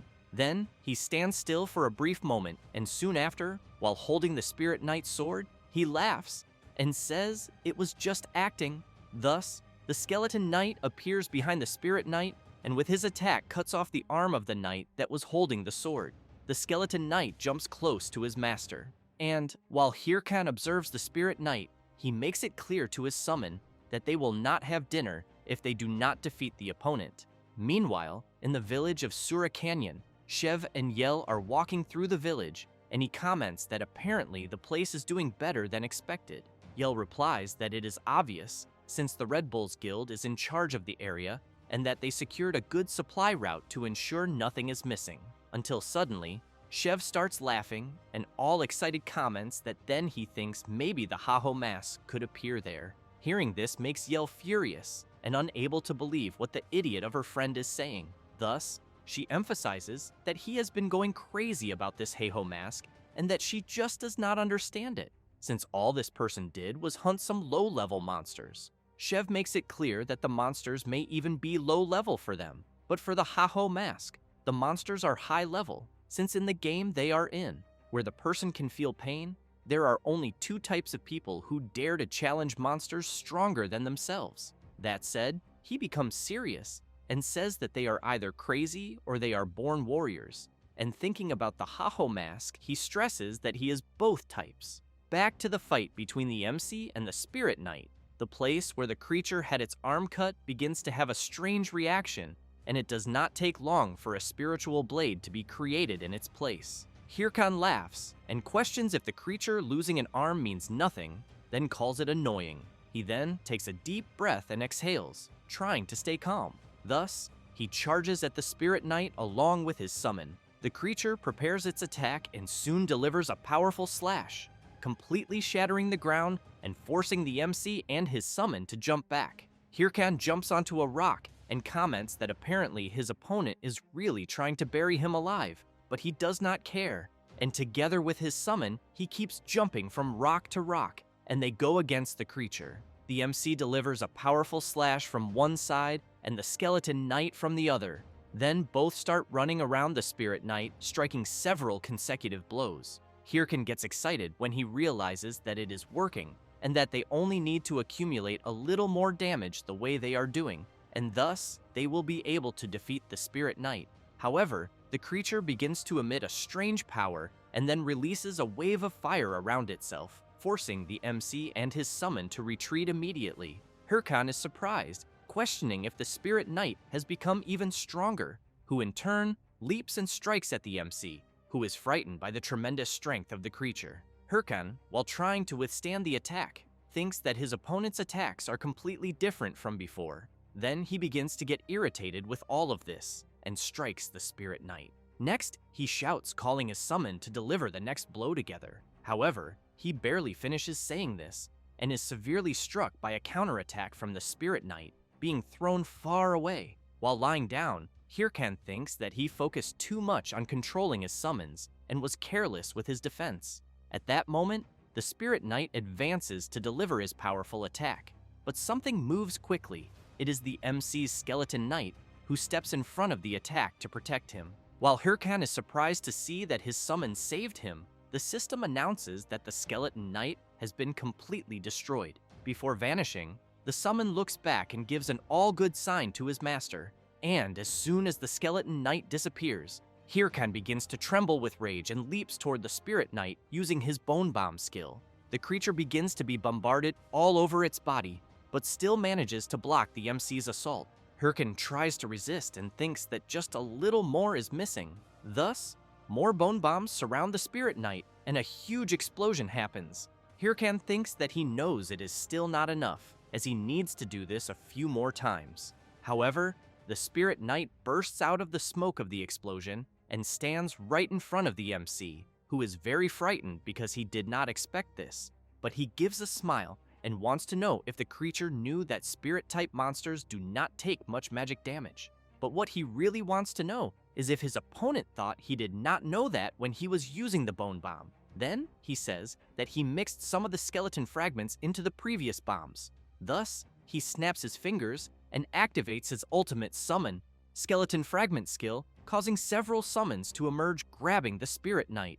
With that, Hirkan takes the opportunity and charges forward, saying that it is the end of the creature and, at incredible speed, delivers multiple attacks. And so, the system informs that he has defeated a Spirit Knight and obtained 455,663 gold, as well as receiving the title of Chivalrous Spirit, the Spirit Knight's armor fragment, and finally, several experience points. In this way, he manages to level up once again. Hirkan begins to remember something and thinks that in the past, the members of his guild said that there was no way they could defeat a Spirit Knight and that the MC had led them to their deaths. However, seeing his summons all gathered again, he also sees the Skeleton Knight making a gesture that everything is fine. Then he thinks that now it is very different from that damn time. Thus, he tells his summons that they did a great job, but as soon as he sees them putting on a ridiculous act, he turns back and questions why he is not able to leave the instant dungeon. And, while the summons surround him, he wonders if perhaps another boss could exist, but does not notice something emerging right behind him. And as soon as he hears a noise, he turns startled and sees a door opening, and questions if it could be a randomly appearing reward room. Then he runs excitedly, thanking several gods at once. As he approaches, he begins to wonder what rewards he might receive, if it could be gold, a weapon, or even a hidden skill book, but ends up devastated upon picking up an old book and noticing that it is a research record book of an ancient power. But he knows that this is related to the main quest, and that he has read it so many times in his past life that he has even memorized it. And while he starts shouting, wanting to know why he is receiving such a trash item in a reward room, something begins to shine intensely behind him, and as soon as he notices, he turns and is very surprised by what it is. After leaving the instant dungeon, he goes straight to the Parung forest and thinks that he must have leveled up enough and that now it is time to return to the main quest. Then he calls his summons, which at the moment are all equipped with incredible new armor. Hirkan, seeing his summons acting like idiots, thinks that they are always so excited, but he knows he cannot blame them, since he would never have imagined that what was in the reward room was a stolen skill that allows him to equip his own equipment on the summons. And because of that, he knows it means that now he can improve his summons regardless of their level. But it is obvious that it will cost a fortune to buy all the equipment. And while he shouts, making it clear to his summons that they better make it worth it, some people watch him from afar, and soon one of them starts clapping and saying that it is quite impressive and calls the MC Haho mask. And as soon as they come out of the forest, they comment that it is just as the rumors say. A hairy-chested guy starts saying that if the MC is wondering who they are, the other one with glasses adds that they live for romance, and the skinny one with a tuft finishes saying that they die for romance. Then, the three together say that they are the outlaw romantics, the R2 family. Hirkan cannot believe it, thinking that there are only weirdos in this game. Then he turns and walks away with his summons. But the R2 family group continues following the MC, and the hairy-chested guy comments that the Haho mask is walking too fast, but he thinks that is to be expected from someone as skilled as him. Hirkan begins to get furious, and the guys keep saying that they can barely reach the Haho mask's pace and ask him to go slower. The MC completely loses his temper and shouts, telling them to fuck off and get lost. The hairy-chested guy, a little embarrassed, comments that the MC still has not given them an answer. So they ask Hirkan to join them, and the MC shouts, wanting to know if they really thought he would join. The hairy-chested guy asks the Haho mask to allow them to officially introduce themselves. Thus, he says that they are from the R2 family and are training to reach level 100 in the Parung forest, but that the monsters there are too strong for them, and that unfortunately, they are not strong enough to hunt the monsters in the area, and that is why they are going around looking for more members for the group. However, for some reason, no one wanted to join. Hirkan thinks that he knows very well the reason, until one of them grabs the MC's hand and insists again for him to join them. Hirkan is quite startled by the guy's sudden approach and tells him to go to hell. Sometime later, the R2 family group is all on the ground with several bruises and injuries on their bodies. And Hirkan makes it clear that he does not care about their romance crap, since he does not intend to work with anyone, so he wants to know if they understand. One of them comments that he understands and that he will not insist anymore. Hirkan makes it very clear that if they follow him again, he will eliminate them once and for all. He says that and leaves with his summons. The hairy-chested guy takes a deep breath and comments that they were rejected again and that the Haho mask was the last hope. The guy with the mustache and glasses wants to know if they should just give up on the Parung forest until the one with the tuft sees something on his watch and asks his captain if he remembers the musical family from last time. He wants to know if the tufted guy means the group that hung them on a tree for thinking they were creepy. His partner replies yes, and warns that they are asking for help. Meanwhile, the MC is facing a huge ogre with his summons and quickly asks them to prepare because they will all attack at once. Thus, Hirkan leaps, and together with his summons, they completely retaliate against the monster. With that, the system announces that he has defeated a black ogre and gained experience points. Hirkan deactivates his battle armor and, looking at the defeated creature, comments that with it, they have defeated 55 black ogres. Then he thinks that since he has already faced the Spirit Knight, most monsters will be much easier from now on. since the monster's movements will be very predictable. Thus, he clicks on his watch and thinks that it is already good enough, as he is leveling up very quickly. He checks the mission given by the gamekeeper Ma Weng, in which he needs to find traces of armored monsters in the Perung Forest and report, and he will be rewarded by Mr. Weng himself. Then, Hirkan cannot believe it, and questions how it is that he cannot even find a trace of armored monsters there in the forest, since he has not even begun to progress in the main quest. Next, he thinks that he cannot waste so much time, as he is sure that the 30 top guilds have also started the progression of the main quest, and that he knows it is only a matter of time until they catch up with him. Then he starts considering that maybe he should have asked the guys from the R2 family for some information, but just thinking about how they were, he knows he made the right choice, since he would rather die than work together with those guys. Until, out of nowhere, an explosion happens right in the middle of the forest. Then he turns startled and questions who the hell is blowing up the place and what kind of monster is causing so much trouble, until something comes to his mind and he gets excited, calling his summons. Meanwhile, one of the guys from the R2 family group is defending himself from an attack and, very frightened, questions who these monsters could be. Then he begins observing them and realizes that they are armored, and that is why he cannot attack them properly. And besides that, they have formed a battle formation, and it is not like he can simply attack directly. But the strangest thing is that he knows these guys were not supposed to be there, and he thinks that what is behind them all is their boss. Then he thinks that it is a monster intelligent enough to command a monstrous army, and that he thinks it is not something the R2 family can handle alone, until the skinny tufted guy arrives and uses his firewall skill, separating his captain from the black ogres. The mustached guy arrives too and asks his captain if he is alright. Next, the mustached guy informs that the musical family is practically exterminated, and that he also thinks they will not be able to hold on for much longer. At this moment, the tufted guy starts shouting in fear, wanting to know if they should just flee while they still can, as he thinks they will end up dying if they continue there. The captain thinks that his friend is right, since he knows that the chances of defeating them are tiny, until he remembers something, in which he was always asking for help, and people only told them to stay away. And it was always like that.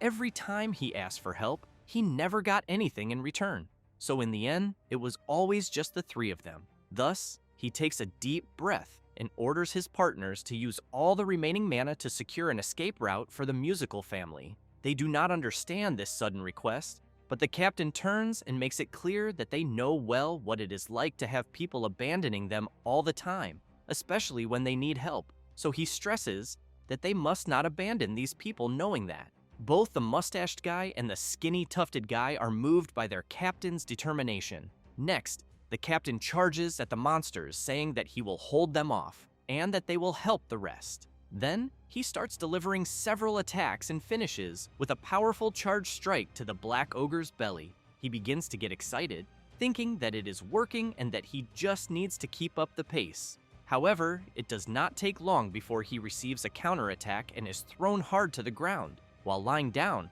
he begins to feel great pain, and as soon as he looks up, he sees the huge black ogre preparing its kick and thinks that he will not be able to move. Thus, the creature delivers its kick, but something shining comes in their direction, telling the captain to stop trying to look like a nice guy. It is the MC who manages to arrive in time and block the black ogre's attack. The captain cannot believe the person who just saved him. Hirkan makes it clear that he only said what he just said so that he would not misunderstand. Then, he turns and emphasizes that he is not there to help him, as he is only there to make sure the captain's group does not steal his monsters. The captain does not understand anything, and Hirkan calls his summons. Then he orders them to attack the monsters immediately, and thus an incredible battle begins. The hairy-chested guy cannot believe the agility of the MC's summons and questions if they can really move the way they are moving. And observing Hirkan from behind, he knows that this is beyond what a normal necromancer should be capable of. Then he questions who the Haho mask really is. It does not take long for the summons to defeat several black ogres. Thus, the system announces that the MC has defeated several armored ogres and gained experience points. Hirkan breathes in relief and comments that now that he has finished with the small cockroaches, he points his sword at the ogre boss and calls him. Then he wants to know if he is sad for seeing his subordinates eliminated, but makes it clear that he should not worry, as soon he will be with them. Hearing this drives the boss mad with rage, but before that, the MC looks at the captain of the R2 family and asks his summons to take him out of his way, as he does not want any trash getting in his way in the battle against the boss, until the boss stomps on the ground with everything and makes the whole place shake. Then he stands before the MC and lets out a powerful roar. This is the level 80 Helmet Ogre. While receiving medical treatment from the mustached guy, the captain comments that he thinks it is difficult even for the Ha-Ho mask to fight the boss alone, but hears someone saying that they think it is an exaggeration even for the Ha-Ho mask. Then the captain turns and sees that it is a member of the musical family guild. The guy comments that the boss's eyes are marbled black and red, which means that it is a corrupted monster related to the progression of the main quest, and that normally corrupted monsters are 3 times stronger than normal monsters. Meanwhile, Hirkan tries to block the huge creature's strike, but has to jump back immediately to avoid being hit by the boss's powerful sword attack.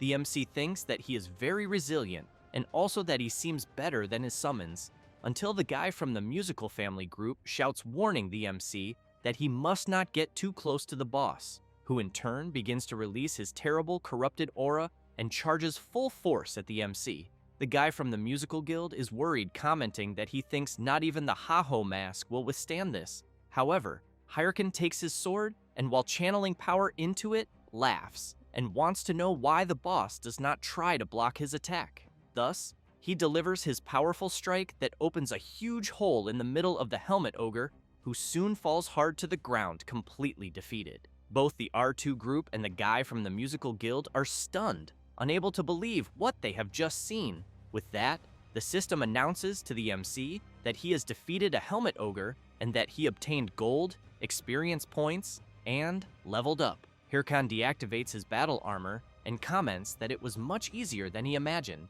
Then the system announces that he has obtained a fragment of the ogre's helmet and that now the MC meets the requirements for the mission's completion. Hirkan looks at the mission and comments that now he just needs to return to Mr. Wung's house and continue with the main quest progression, but he knows that before that, he needs to figure out how to divide the drops. Then he thinks that it was 20 black ogres and 1 helmet ogre, and that he is sure it will be worth a fortune, since it is a rare monster. Watching them approach, he knows that normally the player who attacks the monster first can choose how to divide the drops, but ends up furious and questioning if he did not end up doing everything alone after all. Thus, he begins to remember some moments ago when the R2 group was cornered and he was going to wait for them to be eliminated, but ended up hearing their leader saying that he would buy time for other people to escape. Then, he ended up being surprised by this, and his body ended up moving on its own afterwards. The R2 group goes to the MC, and the captain thanks him, saying that they survived because of his help. Hirkan takes a deep breath and thinks that at least they are grateful. However, the captain becomes serious and makes it clear that he does not think they can let the MC leave so easily. Hirkan thinks that he should have guessed that nothing is more important than money. The R2 group captain grabs the MC and comments that he will take a picture, but the guy from the musical family group says that he cannot let him do that, since he was the first to arrive there. Hirkan wants to know what the hell they think they are doing.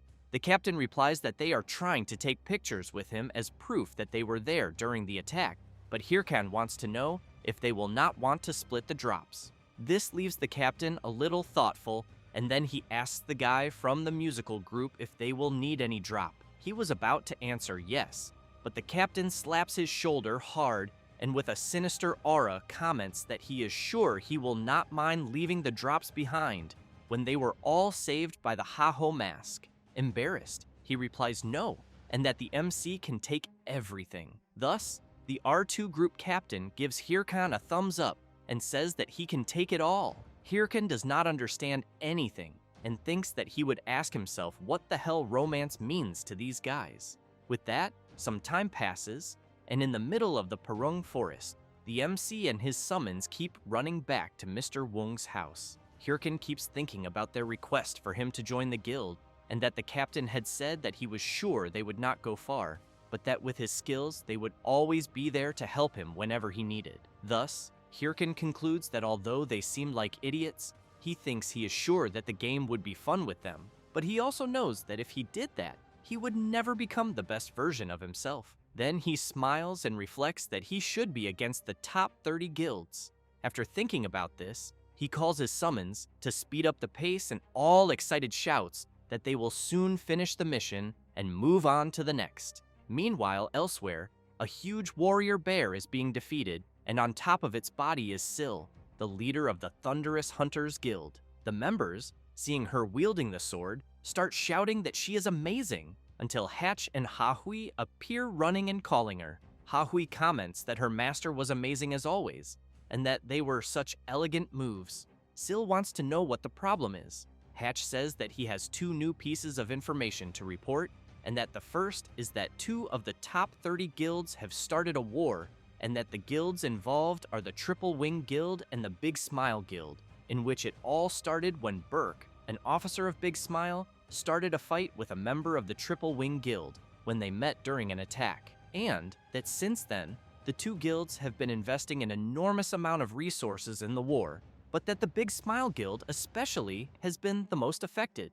Syl comments that a war during such an important period in the progression of the main quest is something very foolish, and that she sincerely hopes one of them falls after this. Then she wants to know the second piece of information. Hatch feels a little awkward to say it, but informs that the Haho mask seems to have defeated the Helmet Ogre, and that it seems he is always ahead of the Thunderous Hunters Guild when it comes to main quest progression. Syl is stunned hearing this, but soon gives a smile, which leaves the Mage Hatch unable to believe that he saw his lady laughing, as he thought she would be angry. Syl only comments that she thinks they need to speed things up too. Thus, she makes it clear that they are to immediately receive the next mission from the monster hunter Wung, since the Thunderous Hunters Guild must take on the second chapter of the main quest progression. After a while, in Bangsu Castle, the NPC Ahimbri is very happy to see the MC, who in turn is very disappointed, questioning why he had to come back there. Ahimbri comments that he heard from the hunter Wung that the MC completed his missions well, and that the hunter had asked him to give something to the MC. Then he takes an item from his clothes and says that it is the Ring of the Secret Order, which increases all attributes by 77 points, increases HP and mana recovery by 20%, and finally attributes related to the job by 22 points. Hirkin, a little worried, thinks that everything is going well so far, since before, in Mr. Wung's cabin, he was all excited saying that he would join the Secret Order without problems. However, the monster hunter replied no, and stressed that the MC really should think about it, because as a member of the Secret Order, he must be prepared to put his life at risk. Hirkin, all excited, commented that he was not afraid to put his life at risk to fight evil, but inside he thought that if he joined the Secret Order, he would receive the ring that would give several attribute boosts. With that, the MC was trying to hold himself back from screaming with happiness. The hunter Wung commented that he understood, and that if that was what the MC wanted, he would not stop him. Then he commented that the MC should go meet Professor Ahimbri again, which left Hirkan in disbelief that he would have to see him again. Then he wanted to know why he should see him. Wung explained that Ahimbri was also a member of the Secret Order, and that he would give the emblem of the order. Hirkan was quite frightened, because he knew that bastard Ahimbri would not give anything for free, and he was not wrong in the end, since the NPC, making a bizarre face, asks the MC to say please for him to give the ring. However, furious, Hirkan slams his hand on the ground, which catches the NPC's attention. Thus, the MC wants to know if the professor is going to keep doing this every time. Then he goes upside down and, trembling all over, starts begging the professor to please give him the ring. Ahimbri just keeps laughing at the MC's face. After getting the ring, Hirkan knows that the reward is too good to refuse. The NPC then comments that now that the MC is part of the Secret Order, he will give him a mission. Then he summons something in his hand and makes it clear that now what the MC needs is a mission that will make him stronger, and that is why he will go to the war zone next. Hirkan looks at the mission in front of him and cannot believe it, since it is a place where there are several bizarre creatures, and the place is in complete chaos, being a true scenario of a chaotic war zone.